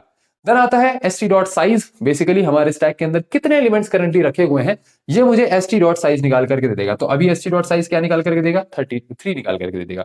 st डॉट एम्प्टी ये मुझे 1 और 0 रिटर्न करता है। अगर जो मेरा स्टैक है वो एम्प्टी होगा तो ये मुझे 1 रिटर्न करेगा, अगर स्टैक एम्प्टी नहीं होगा तो ये मुझे 0 रिटर्न कर दे देगा। अब हम दो स्टैक्स को स्वैप भी कर सकते हैं। मान लीजिए मेरे पास दो स्टैक्स हैं, ठीक है, जिसके एक के अंदर कोई वैल्यू नहीं है, एक के अंदर 3 वैल्यूज हैं। तो अगर मैं, इसका नाम है S2, इसका नाम है S1, अगर मैं S2 डॉट स्वैप S1 कर देता हूं तो S1 की सभी वैल्यूज आकर के S2 के अंदर चली जाएंगी। अब स्वैप का मतलब क्या होता है कि S2 की भी सभी वैल्यूज उधर चली जाएंगी, तो S2 के अंदर कुछ नहीं था तो वहां पर भी अब आपका कुछ नहीं बचेगा। तो आई होप ये चीज आपको समझ में आई। तो अब S1 जो है खाली हो गया, S2 आपका भर गया है, तो भैया S2 की तो बल्ले बल्ले हो गई। अब मैंने कहा कि मुझे जो है स्टैक के सभी एलिमेंट्स को प्रिंट कराना है, तो मैं क्या कराऊंगा, समझना बात को, मैं क्या बोलूंगा, मैं बोलूंगा कि भैया भैया आप एक्सेस तो हमेशा टॉप से ही कर सकते हो, आप बीच से कोई भी एलिमेंट को एक्सेस नहीं कर सकते। तो एक काम करो, यहां टॉप से शुरू करो, आप st डॉट टॉप एलिमेंट्स को आप सी आउट कराते जाना और हर बार आप एलिमेंट को पॉप करते जाना।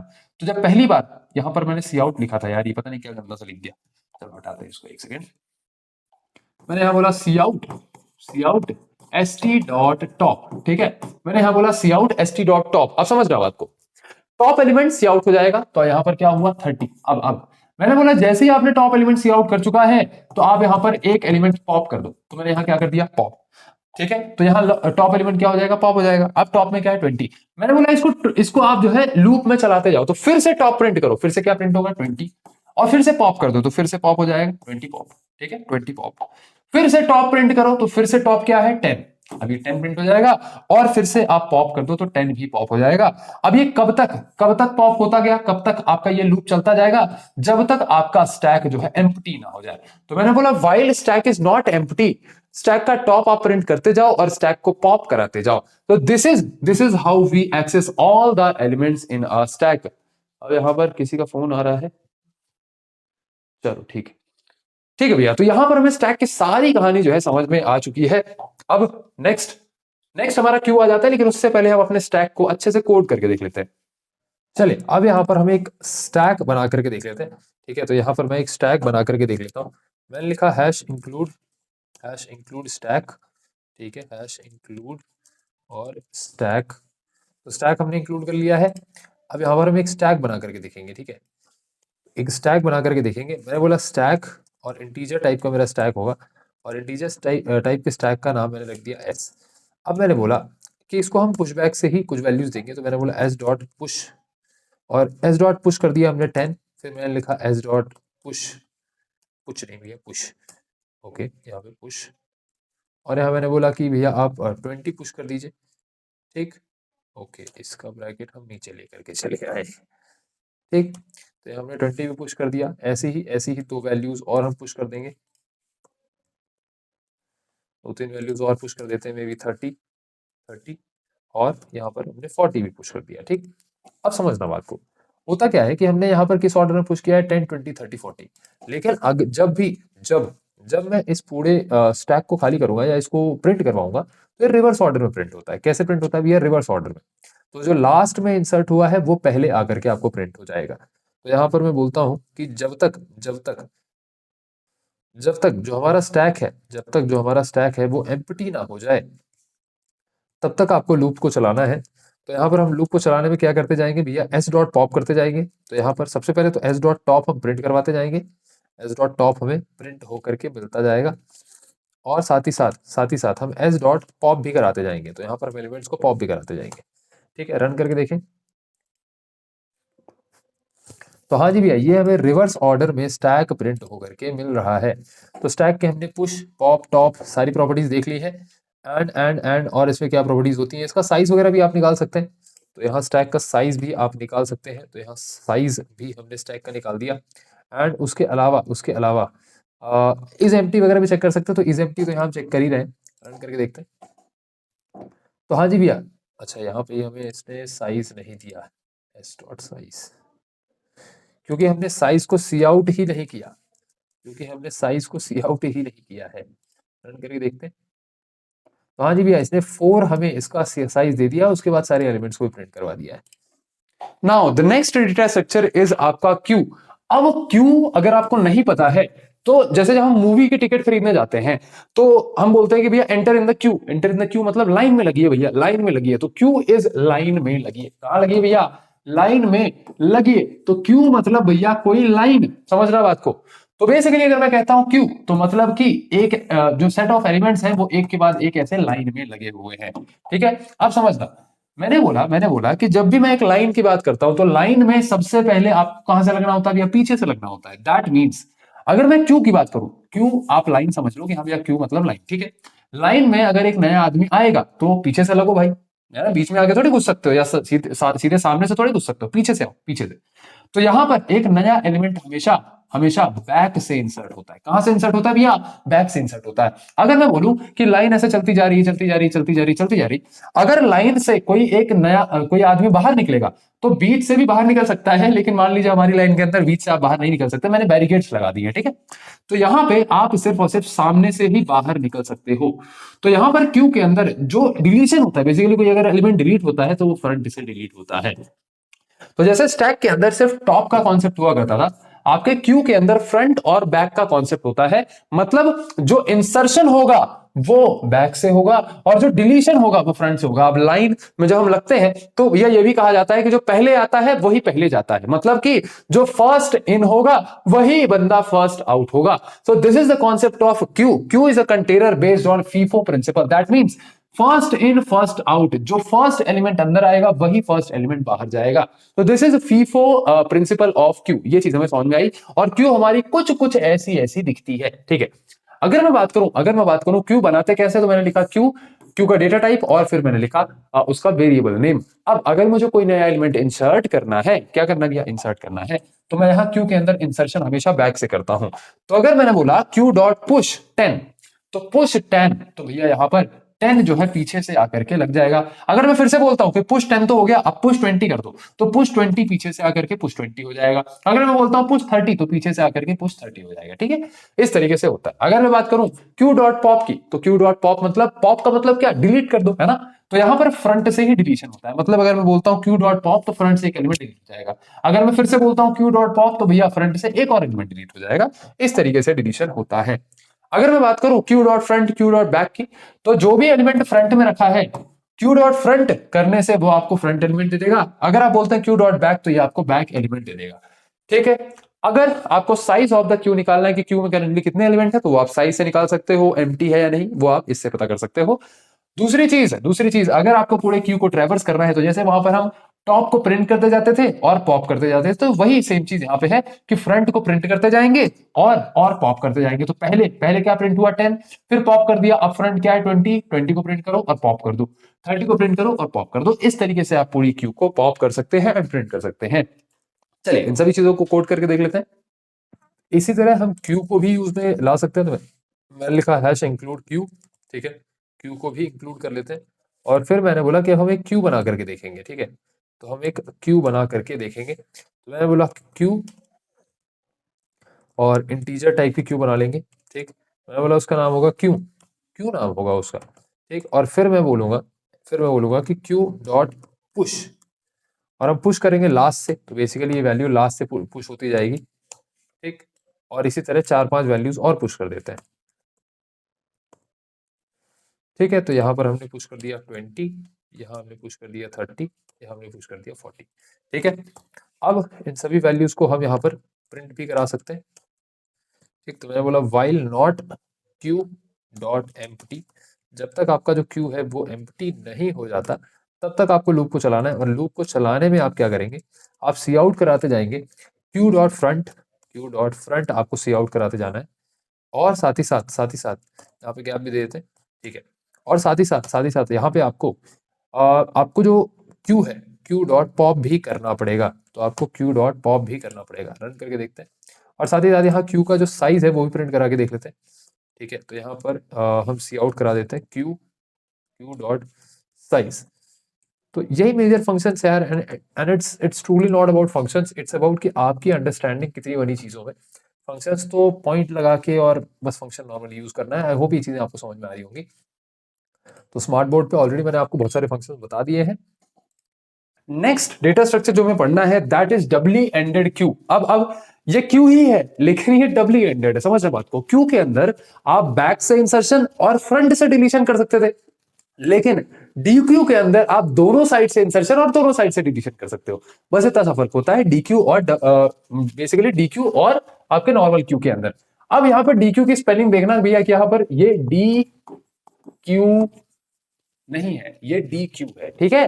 तो अगर आपको डी क्यू यूज करना है तो आपको डी क्यू जो हेडर फाइल है वो इंक्लूड करना पड़ेगा। That is doubly ended queue, मतलब दोनों साइड से इंसर्शन डिलीशन हो सकता है। Allows fast insertion and deletion at both front end with random access like a vector. अब समझना बात को भैया, आप बोलोगे कि लिस्ट में भी तो हम फ्रंट और बैक से जो है डिलीशन इंसर्शन कर सकते थे। अरे लिस्ट में आप इंडेक्स बेस्ड एक्सेस तो नहीं कर सकते थे, लेकिन डबली एंडेड क्यू के अंदर आप इंडेक्स बेस्ड एक्सेस भी कर सकते हो। जैसे आप वेक्टर के अंदर रैंडम एक्सेस कर सकते थे बीच का कोई एलिमेंट, तो वैसे ही आप डबली एंडेड क्यू के अंदर भी कर सकते हो।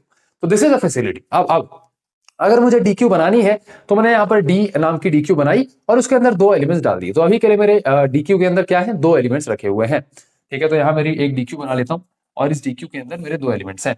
अब ये मैं अगर क्यू और स्टैक की बात करूं ना, तो इंटरनली जब आप डेटा स्ट्रक्चर्स पढ़ोगे तो वहां पर समझ में आएगा कि इंटरनली जो क्यू और स्टैक है वो सिर्फ एक लॉजिक है, उसे आप इंप्लीमेंट यूजिंग वेक्टर या यूजिंग एरे ही करते हो, ठीक है।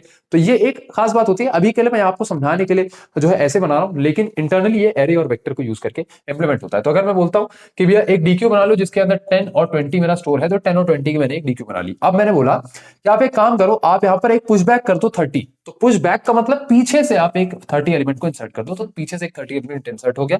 फिर अगर मैं कहता हूं कि भैया पुश फ्रंट 5, तो पुश फ्रंट फंक्शन क्या करेगा, आपके फ्रंट में एक एलिमेंट इंसर्ट कर देगा, दैट इज 5।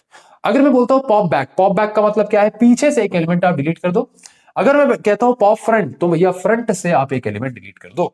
तो this is how deque operations work. अब जैसे मैंने कहा इंडेक्स बेस्ड एक्सेस, तो यहां पर ये इंडेक्स 0, ये इंडेक्स 1। तो अगर मैं कहता हूं कि सी आउट डी ऑफ 0, तो डी ऑफ 0 आपको प्रिंट होकर के मिल जाएगा। अगर मैं बोलता हूं कि सी आउट डी एट फंक्शन की मदद से आप इंडेक्स इसके अंदर पास करिए, तो इंडेक्स नंबर 1 के अंदर क्या है 20। तो आप इस तरीके से भी एलिमेंट्स को एक्सेस कर सकते हो। फिर आप फ्रंट बैक के एलिमेंट्स को भी एक्सेस कर सकते हो। मान लीजिए फ्रंट में मेरे 30 है, बैक में यहाँ 50 है। अगर मैं बोलता हूं सी आउट डी डॉट फ्रंट, तो ये मुझे फ्रंट एलिमेंट दे देगा। अगर मैं बोलता हूं सी आउट डी डॉट बैक, तो ये मुझे बैक एलिमेंट दे देगा। और dot size dot empty dot clear, तो आपको पता ही है कि साइज से सारे एलिमेंट्स, कितने एलिमेंट्स है, नंबर ऑफ एलिमेंट्स आप निकाल सकते हो। डॉट एम्प्टी की मदद से एम्प्टी है या नहीं ये पता कर सकते हो। डॉट क्लियर की मदद से इस पूरे डीक्यू को आप क्लियर कर सकते हो। देन इसके अंदर जो हमारे आइटरेटर्स हैं वो भी हम काम में ला सकते हैं। तो स्टैक के अंदर, नॉर्मल क्यू के अंदर हमारे आइटरेटर्स का कॉन्सेप्ट नहीं होता है, लेकिन जो आपका डबली एंडेड क्यू है इसके अंदर हमारे आइटरेटर्स का कॉन्सेप्ट होता है, क्योंकि एज मैंने आपको बताया कि इंटरनली ये वेक्टर्स को ही यूज कर रहा है। तो वेक्टर्स में आइटरेटर का कॉन्सेप्ट है, तो यहां पर भी आइटरेटर का कॉन्सेप्ट आपके पास है। तो ये सभी फंक्शंस हैं जो कि भैया आप डबली एंडेड क्यू के अंदर यूज करते हैं। चलिए इन सभी चीजों को हम एक बार कोड करके देख लेते हैं। अब यहां पर जैसे कि मैंने आपको कोड में शायद बता ही दिया होगा कि आप जो भी आइटरेटर्स यहां यूज करते हो वो सेम आप वेक्टर्स की तरह ही करते हो कि भैया डी डॉट बिगिन आपने कर दिया, उसको एक आइटरेटर के अंदर स्टोर कर दिया, और आइटरेटर को आपको डिफाइन करने की जरूरत नहीं है, ऑटोमेटिकली ये जो है आपका इसका आइटरेटर का जो टाइप है वो डिफाइन कर लेगा।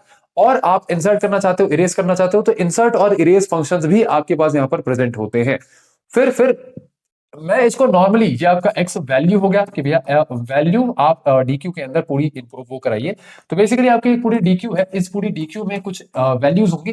तो for this is a range based for loop for X in D, तो for each value in D आप सी आउट कर दो ईच वैल्यू को। तो ये आपका एक नॉर्मल आपका फॉर लूप की मदद से भी आप पूरी डीक्यू को एक्सेस कर सकते हैं, या फिर आप जो आइटरेटर वाला मेथड होता था जो हम वेक्टर के अंदर यूज करते थे उसकी मदद से भी आप डीक्यू को एक्सेस कर सकते हैं। देन नेक्स्ट है आपका डीक्यू। तो मैंने यहाँ इंक्लूड किया हैश इंक्लूड डीक्यू, ठीक है, और डीक्यू बना लेते हैं। ठीक है, तो यहाँ पे हम एक डीक्यू बना लेते हैं, डीक्यू, और डीक्यू हम इंटीजर टाइप का बनाएंगे। बाकी सारी चीजें यहाँ से हम हटा देते हैं। ठीक है, बाकी सारी चीजें हम यहाँ से हटा देते हैं। तो एक इंटीजर टाइप का हमने डीक्यू बना लिया, इसका नाम भी हम डीक्यू रख देते हैं। अब अगर मुझे यहाँ से यहाँ पे पुश करवाना है कुछ भी डीक्यू के अंदर, तो मैं बोलूंगा deque dot push push back, और डीक्यू में पुश बैक हम करा देंगे 30। फिर हम यहाँ पे और भी चीजें करा सकते हैं, बेसिकली हम पुश फ्रंट भी करा सकते हैं। ठीक है, तो पुश फ्रंट भी करा दिया हमने, यहाँ पर पुश फ्रंट करा देते हैं, और पुश पुश फ्रंट में हमने 40 डाल दिया। ठीक है, इसमें बाय डिफॉल्ट भी कुछ वैल्यूज डाल देते हैं, बाय डिफॉल्ट भी हम इसमें कुछ वैल्यूज डाल सकते हैं। तो मैंने मान लीजिए कि 10 और 20 जो है वो पहले से कुछ कुछ डाल दिया। तो इस तरीके से हम काम कर सकते हैं। अब यहाँ पे यूजिंग आइटरेटर, डीयू के अंदर आपका आइटरेटर चलता है, तो यहाँ पे आप यूजिंग आइटरेटर जो है लूप चला सकते हैं। तो मैंने यहाँ बोला फॉर ऑटो आई और आई, तो ये आपका चलेगा डीक्यू डीक्यू डॉट बिगिन से लेकर के, डीक्यू डॉट बिगिन से लेकर के कहाँ तक चलेगा भैया, ये आपका I T not equal to deque dot end तक चलेगा। ठीक है, और साथ ही साथ आपको आई टी प्लस प्लस कराते जाना है। यहाँ पे आपने क्या प्रॉब्लम क्रिएट किया है, कुछ भी नहीं। मैंने यहाँ बोला कि सी आउट आपको करना है स्टार ऑफ आई टी को, और यहाँ पे आपको गैप दे देना है। ठीक है, तो इस तरीके से आप जो है रन करते जाएंगे। और दूसरा चीज हम यहाँ पे सी आउट करवा लेते हैं एंडल। तो यहाँ पर क्या हमारी 4 वैल्यूज आकर के इंसर्ट हो चुके हैं। हाँ जी भैया, हमारी 4 वैल्यूज आकर के इंसर्ट हो गई। ये पुश बैक किया था तो यहाँ बैक से पुश हुआ है, और पुश फ्रंट किया था तो ये 40 जो है फ्रंट से पुश हुआ है। ठीक है, तो इस तरीके से जो है हमारा ये चलता है। अब यहाँ पर हम पॉप भी कर सकते हैं। तो यहाँ पर मान लीजिए deque deque dot pop back होता है, तो डीक्यू डॉट पॉप बैक अगर कराता हूँ मैं, तो यहाँ पर बैक में मैंने 30 सेट किया था, तो बैक से 30 डिलीट हो जाएगा। ठीक है, तो आई होप ये चीज़ें आपको समझ में आ रही। साथ ही साथ आप यहाँ पर किसी स्पेसिफिक इंडेक्स को भी एक्सेस कर सकते हैं। तो मान लीजिए मैंने बोला 0 नंबर इंडेक्स की वैल्यू को सी आउट करा दो, तो या दिस इज ऑल्सो पॉसिबल। तो यहाँ पर आप 0 नंबर इंडेक्स की वैल्यू को भी सी आउट करा सकते हैं लाइक वेक्टर्स। और साथ ही साथ अब यहाँ पे फ्रंट और बैक की वैल्यू क्या है वो भी आप निकाल सकते हैं। तो मान लीजिए 0 नंबर इंडेक्स नहीं, हम 1 इंडेक्स की वैल्यू को यहाँ पे प्रिंट करवाएंगे, और साथ ही साथ यहाँ पर हम डीक्यू डॉट फ्रंट प्रिंट करवाएंगे। तो डीक्यू डॉट फ्रंट क्या है वो भी प्रिंट करवाएंगे, बिल्कुल। और यहाँ एंडल डाल देते हैं। ठीक है, इसको लिख भी देखें कि डीक्यू इंडेक्स 1 ऐसा करके, चलो लिख देते हैं डीक्यू इंडेक्स 1। डीक्यू इंडेक्स 1 की वैल्यू आपकी आ जाती है ये। ठीक, और साथ ही साथ अच्छा इसको यहाँ से हटा। फिर मैंने बोला कि आपका डीक्यू डीक्यू फ्रंट की वैल्यू यहाँ से आ जाती है आपके पास डीक्यू डॉट फ्रंट, और आप डीक्यू डॉट बैक भी कर सकते हैं। तो यहाँ पर मैंने बोला कि भैया this is deque dot back. ठीक है, तो डीक्यू का बैक भी आप ऐसे प्रिंट करवा सकते हैं। तो यहाँ मैंने बोला डीक्यू डॉट बैक, इस तरीके से आप डीक्यू का बैक भी प्रिंट करवा सकते हैं। रन करके देखते हैं। तो यहाँ पर deque front, deque index 1, deque back, और साथ ही साथ आपका जो कंप्लीट डीक्यू है वो भी हमें प्रिंट हो चुका है। अब यहाँ पे लास्ट में 30 जो है गायब हो चुका है, क्योंकि हमने यहाँ पर 30 को पॉप बैक कर दिया था। इसी तरीके से बाकी के जो फंक्शंस हैं वो भी आप यूज करिए। यहाँ बिगिन एंड भी मैंने बता दिया है यार, ऐसे ही बनता है, ऐसा कुछ रॉकेट साइंस इसमें नहीं है। ऑलरेडी मैंने आपको स्मार्ट बोर्ड पे सारी चीजें समझा दी है। देन नेक्स्ट आता है आपका प्रायोरिटी क्यू। अब प्रायोरिटी क्यू के नाम में आपका क्यू है, लेकिन इंटरनली ये हीप को यूज करता है। अब हीप डेटा स्ट्रक्चर आपको नहीं पता होगा, ये एक्चुअली आप हीप को भी डेप्थ में डेटा स्ट्रक्चर एल्गोरिथम से ही पढ़ोगे। अभी तो हम सिर्फ लैंग्वेज सीख रहे हैं सी प्लस प्लस, लेकिन थोड़ा सा मैं आपको कॉन्सेप्ट बता दूं। हीप की मदद से हम जो है प्रायोरिटी मेंटेन कर पाते हैं कि भैया मान लीजिए अगर मुझे क्या करना है, मुझे एक क्यू बनानी है, बेसिकली एक क्यू बनानी है, एक हीप बनाना है। हीप मतलब समझो हीप क्या, पहाड़ टाइप आप समझो। एक मुझे पहाड़ बनाना है जिसके अंदर मैं चाहता हूं सबसे टॉप पे जो एलिमेंट रहे वो लार्जेस्ट एलिमेंट रहे, तो ये आप एक हीप बना सकते हो। तो हीप की मदद से जो आप ऑर्डर है वो आप मेंटेन कर सकते हो। तो जो लार्जेस्ट एलिमेंट है वो हमेशा टॉप पे ही रहेगा। तो या हम इसको अगर क्यू की भाषा में कहें तो जो लार्जेस्ट एलिमेंट है वो सबसे आगे ही हमेशा रहेगा। देन अगर मैं बात करूं, यहां पर हीप के भी दो टाइप्स होते हैं, मैक्स हीप और मिन हीप। मैक्स हीप और मिन हीप। तो आप प्रायोरिटी क्यू को रिवर्स भी कर सकते हो। दैट मींस आप ये भी कर सकते हो कि जो सबसे छोटा स्मॉलेस्ट एलिमेंट है वो टॉप पे रहे। तो इसको आप मॉडिफाई भी कर सकते हो अपने हिसाब से, हम करके देखेंगे एक बार, ठीक है। चलिए, तो यहां पर प्रायोरिटी क्यू हमें समझ में आया कि अगर मैं कहता हूं कि सबसे पहले अब मैंने यहां पर पीक्यू बनाई नॉर्मली, जैसे आप हर डेटा स्ट्रक्चर को बनाते थे वैसे ही आप पीक्यू बना सकते हैं, मतलब प्रायोरिटी क्यू बना सकते हैं। अब अगर मैं कहता हूं कि भैया पुश बैक, बेसिकली pq.push तो भैया 50 आकर के यहाँ आपके प्रायोरिटी के क्यू के अंदर स्टोर हो गया, बिल्कुल। फिर मैंने बोला कि pq.push 10, तो अब होगा क्या, समझना बात को, होगा क्या इस चीज को मैं यार कैसे समझाऊं। यहाँ पर मैं एक अलग जगह पे यहाँ पर समझाता हूँ, ठीक है। मान लीजिए यहाँ मैंने बोला कि pq.push 50, पुश 50, ठीक है। तो यहां पर मेरा आकर के 50 जो है स्टोर हो गया, बराबर। अगर फिर मैं बोलता हूं कि pq.push 10, तो अब होगा क्या कि भैया ये जो आपका 50 है इसकी प्रायोरिटी क्योंकि ज्यादा है तो ये ऊपर मूव हो जाएगा और इसके नीचे आकर के 10 आपका स्टोर हो जाएगा, ठीक। इसकी प्रायोरिटी ज्यादा है तो ये ऊपर मूव करता जाएगा। फिर अगर मैं बोलता हूं pq.push 30, तो क्योंकि 30 की प्रायोरिटी 10 से ज्यादा लेकिन 50 से कम है तो आपका 50 ऊपर मूव कर जाएगा और 30 आपका यहां बीच में आकर के स्टोर हो जाएगा। इस तरीके से ये सॉर्टेड फॉर्मेट में डेटा को स्टोर करता है। आई होप ये कॉन्सेप्ट आपको समझ में आ रहा होगा। अगर मैं बोलता हूं pq.push 20, तो ये क्या करेगा, यहां पर 20 के करेक्ट ऑर्डर में उसको स्टोर करेगा, तो 50 और 30 ऊपर मूव हो जाएंगे और 20 आकर के यहां स्टोर हो जाएगा। तो this is how it stores element in a specific order. ये हो गया आपका बेसिकली, ये हो गया डिसेंडिंग ऑर्डर। असेंडिंग ऑर्डर में भी आप स्टोर कर सकते हो। इसका मतलब क्या होता है कि लार्जेस्ट एलिमेंट जो है वो हमेशा टॉप पे होना चाहिए। This is the main matter of priority queue. तो इस तरीके से प्रायोरिटी क्यू काम करता है। तो यहां पर सेम चीज मैंने करके दिखाई है। अगर आपको हाईएस्ट एलिमेंट फाइंड आउट करना है तो आप बोलोगे pq डॉट टॉप, तो टॉप पे हाईएस्ट एलिमेंट होगा तो आपको टॉप पे जो भी हाईएस्ट एलिमेंट होगा वो मिल जाएगा। फिर आप pq डॉट पॉप भी कर सकते हैं, तो पॉप क्या होगा, हमेशा हाईएस्ट एलिमेंट जो होगा वो पॉप हो जाता है। फिर बोलते हैं अगर pq डॉट साइज, तो साइज मतलब बेसिकली जितने एलिमेंट्स हैं वो आपको मिल जाएंगे। pq डॉट एम्प्टी भी आप यूज कर सकते हैं, ठीक है। देन आपके और कुछ फंक्शंस हैं प्रायोरिटी क्यू के अंदर। अब समझना बात को, अगर मुझे रिवर्स ऑर्डर में स्टोर करना है, मैं चाहता हूं कि जो मिनिमम एलिमेंट है उसकी हाईएस्ट प्रायोरिटी हो जाए, जो स्मॉलेस्ट एलिमेंट है उसकी हाईएस्ट प्रायोरिटी हो जाए, तो उस केस के अंदर हम अपने जो फंक्टर है उसको यूज कर सकते हैं। तो समझना, ये यहां पर मैंने प्रायोरिटी क्यू यूज की। प्रायोरिटी क्यू का डेटा टाइप डिफाइन किया कि किस टाइप का आप एलिमेंट स्टोर करना चाहते हो। फिर आपको लिखना पड़ेगा वेक्टर इंट। वेक्टर इंट का मतलब क्या कि ये जो प्रायोरिटी क्यू है इंटरनली वेक्टर को ही यूज कर रही है। किसको यूज कर रही है, इंटरनली ये वेक्टर को यूज कर रही है। तो यहां पर आपको मेंशन करना पड़ता है कि वेक्टर इंट। फिर उसके बाद आप लिखेंगे कंपैरेटर, कंपैरेटर का नाम। तो ये कंपैरेटर या हम इसे फंक्टर भी कहते हैं। अभी फंक्टर के बारे में नेक्स्ट क्लास के अंदर आपको डिटेल में बताऊंगा।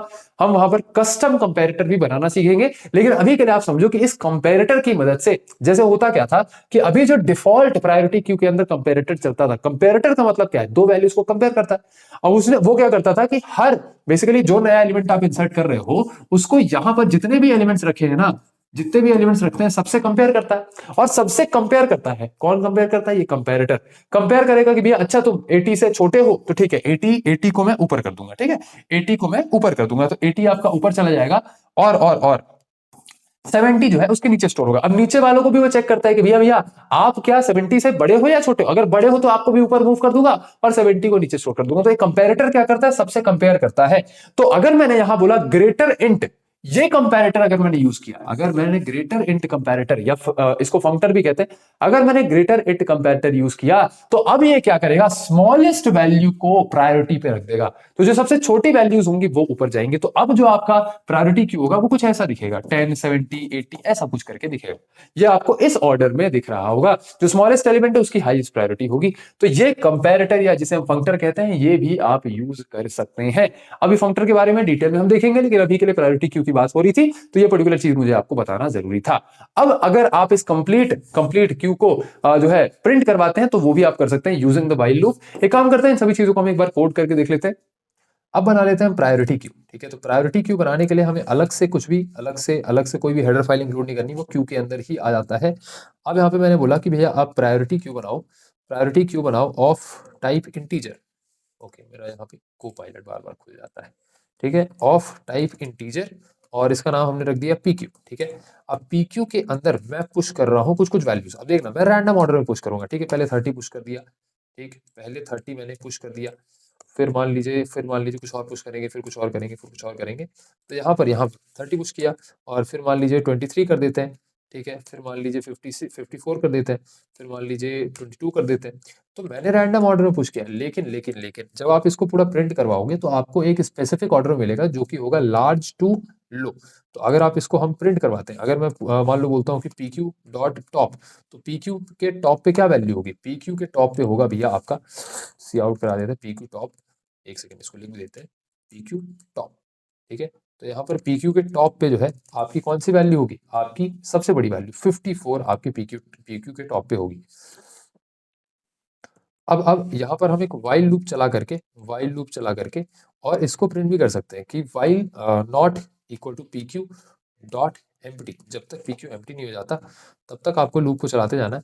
और हम यहाँ पर क्या कर रहे होंगे, हम यहाँ पर सी आउट कराते जाएंगे, PQ डॉट टॉप को सी आउट कराते जाएंगे, ठीक है, PQ डॉट टॉप को सी आउट कराते जाएंगे और PQ डॉट पॉप करते जाएंगे, ठीक। तो यहाँ पर PQ डॉट पॉप आप करते जाएंगे।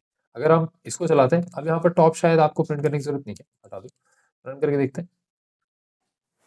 ओके, यहाँ पर टॉप पे कुछ PQ डॉट टॉप पे क्या बोल रहा है? अच्छा, ये एज अ फंक्शन हमें कॉल करना पड़ेगा, रन करके देखते हैं। तो हाँ जी भैया, ये हमें सॉर्टेड मैनर में सारी वैल्यूज निकाल करके दे रहा है। जस्ट इन केस अगर अगर मुझे इसको रिवर्स ऑर्डर में स्टोर करवाना होता तो मैं पता क्या करता, मैं बोलता यहाँ पर पहले तो आपको उसको वेक्टर इंट फॉर्मेट में जो है इनिशियलाइज करना पड़ता। तो मैंने यहाँ पर बोला प्रायोरिटी क्यू, और यहाँ पर आपने बोला इंट, और इंट के बगल में मैंने बोला कि now this is a vector, internally it is using vector int. और साथ ही साथ यहाँ पर आपको कंपेरेटर भी डालना पड़ता, ग्रेटर इंट टाइप का जो है आप कंपेरेटर डालना पड़ता। और फिर आप यहाँ पे बोलते हैं कि this is a minimum PQ, ठीक है, this is a minimum PQ, ठीक है। तो ओके, यहाँ पे आपको, या इसका नाम PQ रहने देते हैं, आप समझ लेना कि हाँ मिनिमम PQ की बात हो रही है। अब अगर मैं इसको रन करा के देखता हूँ तो ये रिवर्स ऑर्डर है, मतलब जो सबसे छोटी वैल्यू होगी सबसे ऊपर होगी, बिल्कुल भी है, सबसे ऊपर जो है सबसे छोटी वैल्यू है। नेक्स्ट डेटा स्ट्रक्चर है आपका मैप्स। अब maps is something special. Map जो है वो आपके की वैल्यू पेयर को मैप करके स्टोर करता है। तो imagine it like a table. तो मैप जो है वो आपका एक टेबल की तरह आप इसको इमेजिन कर सकते हो, जिसके अंदर की वैल्यू पेयर होता है, जिसके अंदर की वैल्यू पेयर हम स्टोर करते हैं। तो यहां पर मैंने क्या बोला, मैंने बोला कि this is ordered associative container जो कि स्टोर्स एलिमेंट इन की वैल्यू फॉर्मेट, ठीक है। अब ऑटोमेटिकली सॉर्ट्स देम बाय की। अब यहां पर ये असेंडिंग ऑर्डर में ऑटोमेटिकली सॉर्ट करके रखता है। मैं बताऊंगा ये चीजें क्या है, समझाऊंगा। ईच की इज यूनिक, मतलब आप की को डुप्लीकेट नहीं कर सकते। वैल्यू डुप्लीकेट हो सकती है लेकिन की डुप्लीकेट नहीं होती। अब इसका मतलब क्या है, इसका मतलब क्या है, इसका मतलब हम इस बोर्ड के अंदर समझेंगे। मान लीजिए मैंने एक मैप बनाया जिसके अंदर की होगा इंटीजर और स्ट्रिंग जो है वो आपका वैल्यू होगा, ठीक है। तो ये की वैल्यू पेयर हमने यहां पर बनाया, नॉर्मली आपका एक पेयर जैसा दिख रहा है, बिल्कुल। अब मैंने बोला कि भैया इंटरनली ये एक टेबल की तरह इंप्लीमेंट होगा, बिल्कुल, जिसके लेफ्ट साइड में आपका की जो है वो रखेंगे और राइट साइड में वैल्यू रखेंगे। अब मैंने बोला कि जो एम मैप है उसके अंदर 101 पे आप राहुल स्टोर कर दो। तो 101 जो मैंने यहां बोला ना, दिस इज की, एंड जो राहुल मैंने बोला ये आपका वैल्यू हो गया। तो की हो गया 101 और राहुल हो गया आपका value. Imagine it like attendance sheet of your college, of your school. तो वहां पर बेसिकली क्या हो रहा है कि जो आपके रोल नंबर है वो तो सिमिलर नहीं हो सकते भैया, जो आपके रोल नंबर है वो डुप्लीकेट नहीं हो सकते, 101 एक ही होगा। तो आप ऐसा समझो कि की जो है वो यूनिक ही रहती है, की हमेशा एक ही रहेगी। ऐसा हो सकता है कि 105 का जो रोल नंबर है, 105 जो की है उसका जो वैल्यू है वो भी राहुल हो सकता है।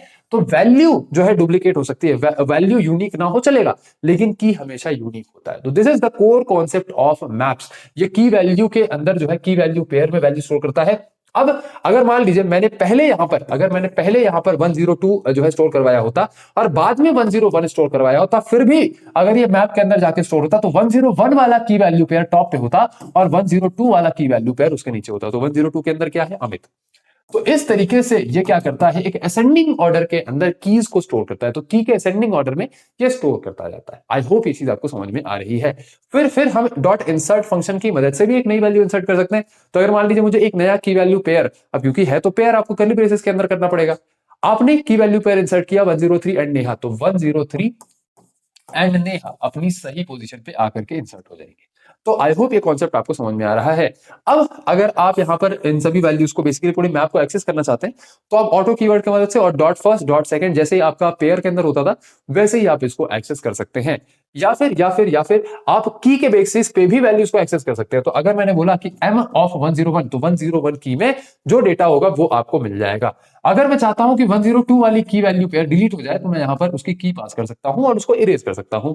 अगर मुझे पूरे मैप को ही क्लियर करना है तो मैं मैप डॉट क्लियर कर सकता हूं। अगर मुझे पूरे मैप में कितने की वैल्यू पेयर्स हैं, ऐसे नहीं कि इंडिविजुअल वैल्यूज कितनी है, कितने की वैल्यू पेयर्स हैं वो फाइंड आउट करना है, तो एम डॉट साइज कर सकता हूं। इससे हम वैल्यूज को काउंट कर सकते हैं कितने वैल्यूज हैं आपके मैप के अंदर।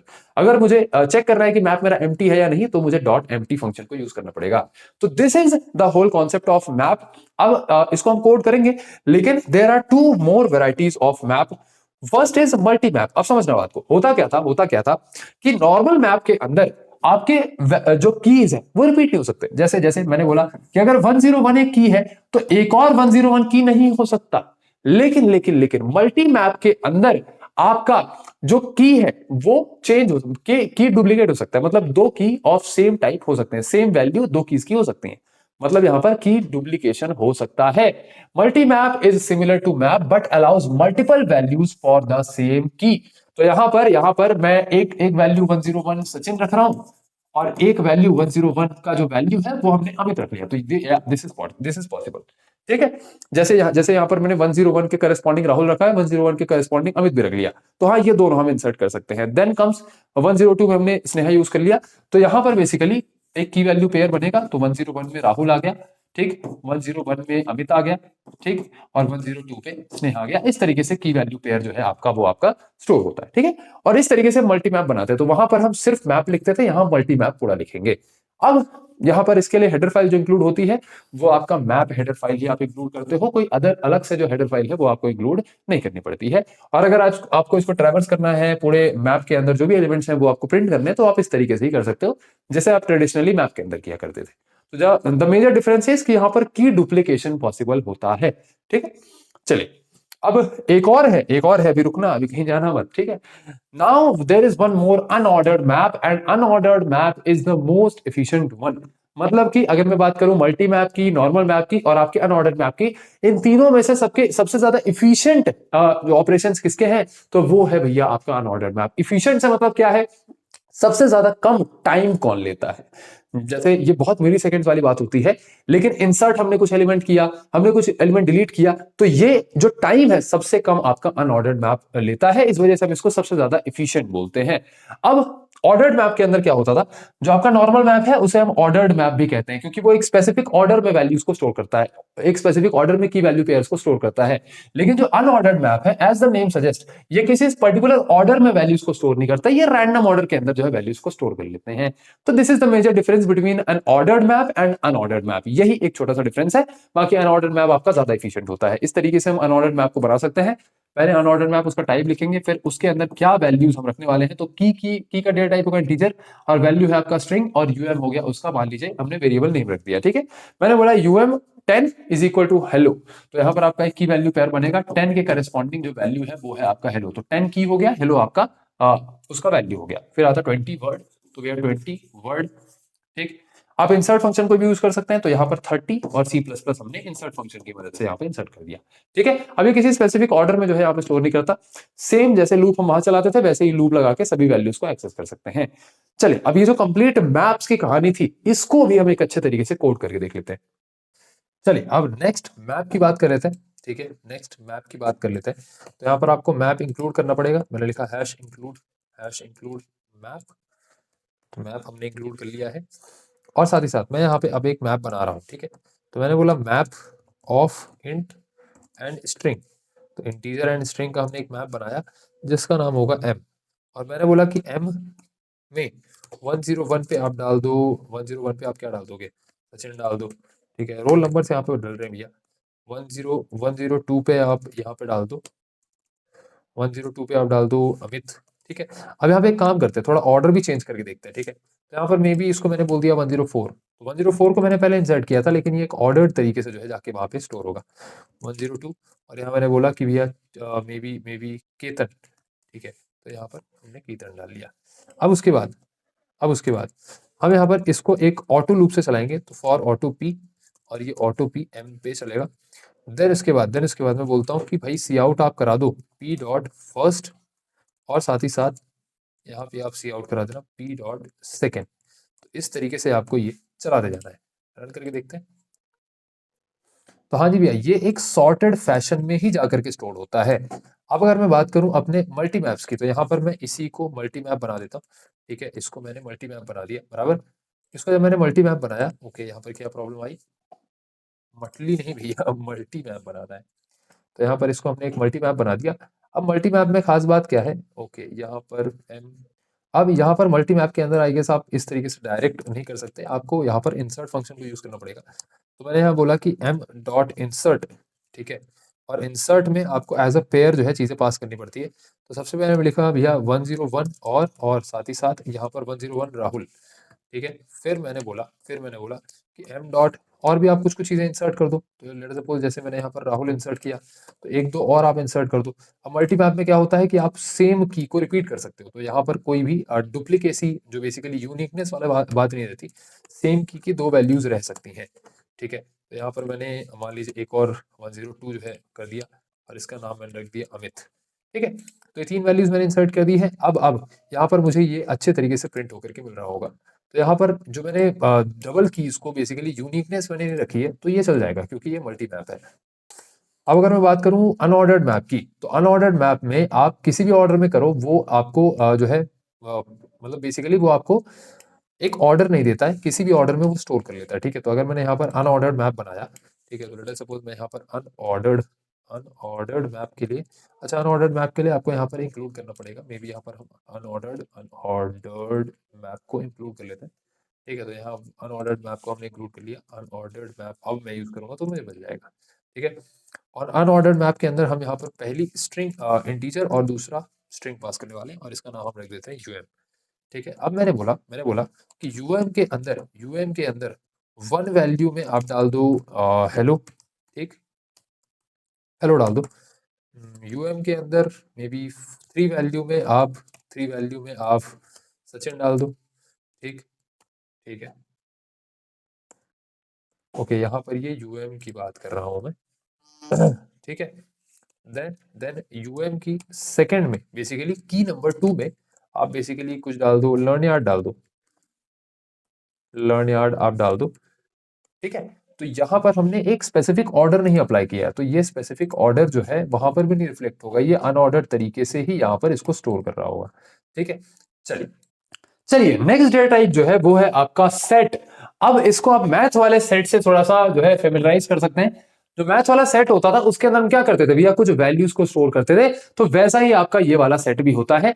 बस इसमें एक डिफरेंस क्या होता है कि this stores unique elements in a sorted format. तो जैसे मैथ का कॉन्सेप्ट क्या होता है कि सॉर्टेड फॉर्मेट में वैल्यूज को स्टोर करता है, वैसे ही आपका सेट भी है, वो भी सॉर्टेड फॉर्मेट में ही वैल्यूज को स्टोर करता है, और साथ ही साथ यूनिक वैल्यूज को स्टोर करता है। तो जैसे मैप के अंदर क्या होता था कि डुप्लीकेट कीज नहीं हो सकती, तो वैसे ही आपके सेट के अंदर भी डुप्लीकेट एलिमेंट्स नहीं हो सकते।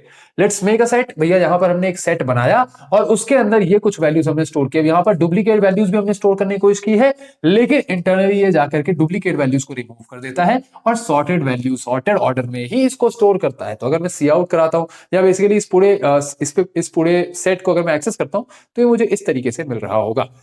एस डॉट इंसर्ट 25, अगर मुझे एक वैल्यू 25 इंसर्ट करनी है तो मैं इस तरीके से 25 को इंसर्ट भी कर सकता हूं। अगर ये 25 कहां इंसर्ट होगा, लास्ट में जाकर के इंसर्ट होगा, बेसिकली अपनी जो सॉर्टेड पोजीशन होगी वहां पे जाकर इंसर्ट होगा। अगर मैं बोलता हूं सेट इंसर्ट 7, तो ये 7 5 और 8 के बीच में आकर के इंसर्ट होगा, क्योंकि वही उसकी सॉर्टेड पोजीशन है, ठीक है। एस डॉट इरेज 20 को इरेज कर देगा। एस डॉट काउंट 25, बेसिकली इस केस के अंदर यहाँ पर काउंट फंक्शन इसलिए होता है क्योंकि जब हम मल्टी सेट्स के वगैरह की बात करते हैं वहां पर मल्टीपल सेम वैल्यू हो जाती है, मतलब 25 वो डुप्लीकेट हो सकती है, उस केस के अंदर मैं समझाऊंगा। लेकिन अभी के लिए समझिए कि अगर मैं पूछता हूँ कि भैया 25 यहाँ पर कितनी बार है, तो वो मुझे 1 या 0 रिटर्न करके दे देगा। तो ये काउंट फंक्शन से आप ये पता कर सकते हैं कि वेदर एक वैल्यू यहाँ पे है या फिर नहीं। तो अगर मान लीजिए मैं बोलता हूँ कि S dot count may be 21, तो 21 यहाँ नहीं है तो मुझे 0 रिटर्न करके दे देगा। लेकिन अगर 21 होता तो ये मुझे 1 रिटर्न करके देता। बेसिकली 21 कितनी बार है वही रिटर्न करके देता है। देन एस डॉट क्लियर, पूरे अगर सेट को क्लियर करना है तो S dot clear, S dot size, और यहाँ एस डॉट एम्प्टी जो है छिप रहा है, कोई बात नहीं, एस डॉट एम्प्टी भी जो है आप यहाँ पे यूज कर सकते हैं। देन आइटरेटर्स को आप यहाँ पर फाइंड आउट कर सकते हैं कि भैया एस डॉट फाइंड टू, अगर मुझे टू फाइंड आउट करना है तो ये टू एस डॉट टू जो है ये आपका कोई भी इंडेक्स वैल्यू या ऐसा कुछ रिटर्न नहीं करेगा। मान लीजिए यहाँ पर पूरा सेट है आपका, ठीक है, तो 1 2 5 8, ये मुझे एक आइटरेटर रिटर्न करेगा। तो आइटरेटर मतलब एक पोजीशन रिटर्न करेगा, उस पोजीशन को मैं आईटी नाम के आइटरेटर के अंदर स्टोर करा लूंगा। तो मान लीजिए 2 यहाँ पर है तो ये पोजीशन मुझे यहाँ पर मिल जाएगी। इसको आप ऐसा भी समझ सकते हैं कि भैया ये बिगिन बिगिन +1 वाली पोजीशन हमें रिटर्न कर रहा है। अब लोअर बाउंड और अपर बाउंड क्या होता है वो हमें थोड़ा सा समझना जरूरी है। मान लीजिए मैंने कहा, मान लीजिए अब लोअर बाउंड अपर बाउंड एक काम करेंगे, लोअर बाउंड अपर बाउंड अभी समझ लें क्या, या मल्टी सेट्स के टाइम पे समझेंगे, ठीक है। तो अभी के लिए आप इन सभी चीजों को नोट करिए, इसको कोड करके देख लेते हैं, ठीक है, मल्टी सेट्स। हाँ, अब यहाँ पे हम लोअर बाउंड अपर बाउंड सबसे पहले समझते हैं, ठीक है। मल्टी सेट्स का क्या होता है, मल्टी सेट्स के अंदर एक वैल्यू रिपीट हो सकती है। तो अगर मैं बात करता हूँ अभी भी ये सॉर्टेड और ऑर्डर में ही होगा, ठीक है, अनसॉर्टेड नहीं होगा, लेकिन यहाँ पर वैल्यू डुप्लीकेट हो सकती है। तो यहाँ 1 1 2 2 3 3, आप समझना मैंने आपको बोला कि भैया भैया भैया यहाँ पर ये 1 1 2 2 2 3 3, अगर मैं बोलता हूं लोअर बाउंड लोअर बाउंड 2, तो ये भी मुझे एक आइटरेटर ही रिटर्न कर रहा होगा। ये मुझे एक आइटरेटर यानी एक पोजीशन रिटर्न करेगा। तो अगर मैं बात करता हूं लोअर बाउंड 2, तो ये मुझे लोअर बाउंड यानी कि 2 सबसे पहले कहां पे आ रहा है वो रिटर्न करके दे देगा। तो ये मुझे आइटरेटर कौन सा रिटर्न करेगा, ये वाला आइटरेटर रिटर्न करेगा। अगर मैं बात करता हूं अपर बाउंड 2, तो अपर बाउंड 2 का मतलब क्या है कि 2 की सबसे ऊपर वाली वैल्यू ऐसा नहीं, सबसे सबसे ऊपर वाली वैल्यू ऐसा नहीं। 2 का अपर बाउंड 2 का मतलब क्या है कि 2 से जस्ट एक कोई बड़ी वैल्यू है वो मुझे उसकी पोजीशन मिल जाए। तो यहाँ 2 से जस्ट एक बड़ी वैल्यू क्या है, 3, तो यहाँ 3 का पोजीशन मुझे एज एन आइटरेटर रिटर्न होगा। तो यहाँ पर मैंने दो आइटरेटर बनाए, IT2 और IT3, और दोनों को मैंने ऑटो कीवर्ड से जो है इसका डेटा टाइप डिफाइन कर दिया। तो इस तरीके से हम लोअर बाउंड IT2 और IT3 की वैल्यूज को यहाँ पर हम निकाल सकते हैं। तो अब ये lower bound upper bound generally यहाँ कहां पर यूज होता है, जैसे मान लीजिए अगर मुझे पता करना है कि what is the first occurrence of 2, basically 2 कौन से पोजीशन पर सबसे पहली बार आ रहा है, तो उस केस के अंदर मैं लोअर बाउंड यूज कर सकता हूं। तो लोअर बाउंड जनरली इसका लॉजिक क्या है कि भैया ये आपको, अगर आप लोअर बाउंड 2 फाइंड आउट कर रहे हैं तो अगर 2 है तो 2 रिटर्न कर देगा। अगर मान लीजिए यहाँ पर 3 होता, 4 होता, 5 होता, लेकिन 2 नहीं होता, तो अगर आप लोअर बाउंड 2 निकालते हैं तो अगर 2 है तो 2 की पोजीशन रिटर्न कर देगा, अगर 2 नहीं है तो उसके जस्ट ऊपर वाली एक वैल्यू जो है उसकी पोजीशन रिटर्न कर देता। तो ये लोअर बाउंड अपर बाउंड, ये मेनली अगर फ्रीक्वेंसी फाइंड आउट करनी है कि 2 कितनी बार आ रहा है, या फिर फर्स्ट अकरेंस फाइंड आउट करना है कि पहली बार 2 कहां पे आ रहा है, इन सभी चीजों में यूज होता है। ज्यादा डेप्थ में नहीं जाना है, लेकिन आपको पता होना चाहिए कि हाँ लोअर बाउंड अपर बाउंड जैसे फंक्शंस भी एग्जिस्ट करते हैं, ठीक है। चलिए, अगर मैं बात करूं मल्टी सेट्स की, तो मल्टी सेट्स के अंदर भी आप इंसर्ट कर सकते हैं, इरेज कर सकते हैं। अब समझना, मैंने बोला कि भैया आप फाइंड करो 1 को और आप 1 को इरेज कर दो। तो यहां पर अगर मैं इरेज 1 अगर डायरेक्ट करूं, तो अगर मेरी लिस्ट के अंदर मान लीजिए मेरे सेट के अंदर अगर 4 1 है तो चारों 1 डिलीट हो जाएंगे। जैसे यहां पर 2 1 है तो दोनों 1 इरेज हो जाएंगे। लेकिन अगर मैं बात करूं कि ms डॉट इरेज, और इसके अंदर मैं बोलता हूं ms डॉट फाइंड 1, फाइंड 1 का मतलब क्या है कि ये जो पहला 1 उसको दिखेगा तो पहला 1 का जो आइटरेटर है वो रिटर्न कर देगा, और ये इरेज कर देगा आपका पहला 1, तो सिर्फ एक ही 1 यहां पे इरेज होगा। तो ये दो वेरिएशंस हैं, इनको भी आप देख सकते हैं। अब अनऑर्डर्ड सेट की बात कर लेते हैं, उसके बाद हम इन सभी चीजों को कोड करके देख लेंगे। तो unordered set is nothing but कि एक नॉर्मल सेट ही होता है, लेकिन इसका स्टोर करने का कोई भी पर्टिकुलर ऑर्डर नहीं होता। एंड जैसे अनऑर्डर्ड मैप्स होते थे, ज्यादा इफिशिएंट होते थे नॉर्मल ऑर्डर्ड मैप से, तो वैसे अनऑर्डर्ड सेट भी जो होते हैं वो आपके ज्यादा इफिशिएंट होते हैं when it compare to ordered set, ठीक है। तो यहाँ पर अनऑर्डर्ड सेट हम कुछ इस तरीके से बना सकते हैं, और ये डुप्लीकेट वैल्यू स्टोर नहीं करता है, आपके नॉर्मल वैल्यू स्टोर करता है, बेसिकली यूनिक वैल्यू स्टोर करता है, लेकिन एक पर्टिकुलर ऑर्डर में स्टोर नहीं करता, किसी भी ऑर्डर में स्टोर कर लेता है, ठीक है। इंसर्ट कर सकते हैं, इरेज कर सकते हैं, काउंट कर सकते हैं, ठीक है। अब यहाँ पर काउंट फंक्शन जो है वो जनरली यूज में नहीं आता है। ऐसा रहता है कि अगर 10 एग्जिस्ट करता है तो काउंट 1 रिटर्न कर देगा, अगर 10 एग्जिस्ट नहीं करता है तो 0 रिटर्न कर देगा। फाइंड 5, तो ये आपको एक आइटरेटर देता है, तो आइटरेटर की वैल्यू आप यहाँ पर स्टोर करा सकते हैं। आई होप ये सारी चीजें आपको समझ में आई होंगी। चलिए, अब सेट को भी अच्छे तरीके से हम कोड करके देख लेते हैं। अब नेक्स्ट हम देख लेते हैं सेट्स को कैसे यहाँ पर इंप्लीमेंट किया जाता है। तो अगर मैं लिखता हूँ hash include hash include set, ठीक है। तो इसको सेट को कैसे इंक्लूड किया जाता है, यहाँ मैंने लिखा सेट। अब यहाँ पर हम एक सबसे पहले तो ऑर्डर्ड सेट बना करके देख लेते हैं, ठीक है। तो यहाँ मैंने बोला ऑर्डर्ड सेट एक बना लेते हैं। मैं बोला सेट इंट और एस नाम का सेट हमने बना लिया। अब मैंने कहा कि इसके अंदर आप 5 3 2, ठीक है, फिर और 6, फिर 8 6 ऐसे करके आप वैल्यूज यहाँ पे पुट कर दो। कुछ आप डुप्लीकेट भी कर दो, 5 हो गया, 6 5 हो गया, 5 को हमने 2 बार डुप्लीकेट कर दिया। ये एक स्पेसिफिक ऑर्डर में ही स्टोर हुआ होगा सेट के अंदर, और साथ ही साथ डुप्लीकेट वैल्यूज यहाँ से सब हट गई होंगी। अलग से भी आप यहाँ पे एस डॉट इंसर्ट को भी यूज करके कुछ इंसर्ट कर सकते हो। तो मान लीजिए मैंने 27 जो है इंसर्ट भी कर दिया, ठीक है। आप इरेज भी कर सकते हो। तो एक सेकेंड यहाँ पर मैंने डॉट नहीं लगाया है, डॉट करके आप इरेज भी कर सकते हो। तो अगर मैंने लिखा डॉट इरेज और यहाँ पर मैं बोल रहा हूँ कि आप जो है 4 को इरेज कर दो, 4 है हमारे पास, नहीं है 4 नहीं है, 6 को आप इरेज कर दो, ठीक है। तो यहाँ पर 6 को वो इरेज कर देगा।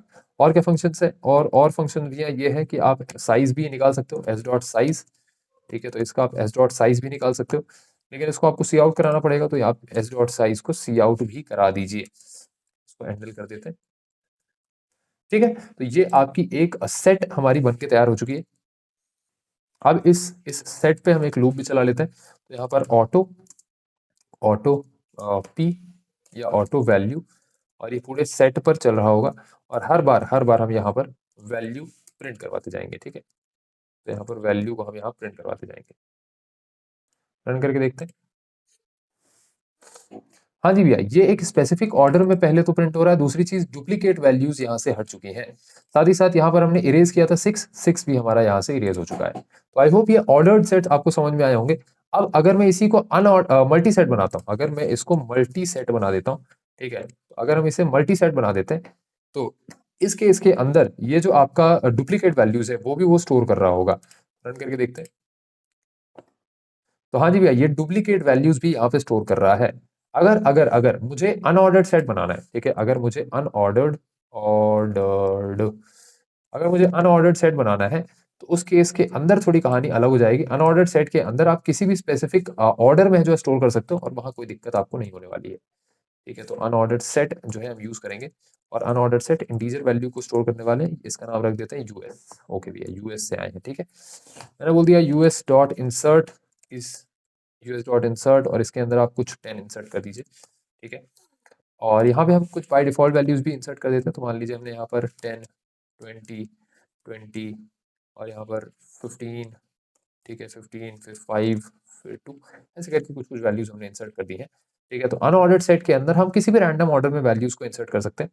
अगर मैं यहाँ पर यूएस को प्रिंट करवाता हूँ, ठीक है, तो यूएस हमारा इस तरीके से प्रिंट होगा। कुछ और ऑपरेशन भी है, करके देख लेते हैं।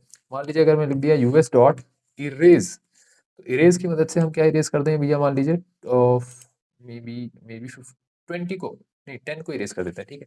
तो हमने एक 10 को इरेज कर दिया। अब यहाँ पर 2 10 है ना, तो 2 10 में से एक 10 आपका इरेज हो जाएगा। रन करके देखें। ओके, दोनों 10 इरेज हो गए हैं। चलो ठीक है, तो आई गेस ये सारे 10 इरेज कर देता है, ठीक है। तो दोनों 10 यहाँ पे इरेज हो चुके हैं, और इस तरीके से किसी भी एक रैंडम ऑर्डर में जो है हमारी वैल्यूज यहाँ पे आ चुकी है। चलिए भैया, आई होप आज के इस वीडियो के अंदर आपको बहुत मजा आया होगा। बहुत ज्यादा लंबी वीडियो बन गई है, लेकिन इट्स ओके, कोई बात नहीं। मिलते हैं आपके नेक्स्ट लेक्चर के अंदर। नेक्स्ट लेक्चर के अंदर हम आइटरेटर्स और साथ ही साथ आपके एल्गोरिथम्स डेप्थ में देखने वाले हैं when it comes to standard template library. मिलते हैं आपके नेक्स्ट लेक्चर के अंदर। तब तक के लिए चीजों को रिवाइज करिए, नोट्स बहुत अच्छे से बनाइएगा, अपना ध्यान रखिएगा, और आपको बहुत बहुत धन्यवाद।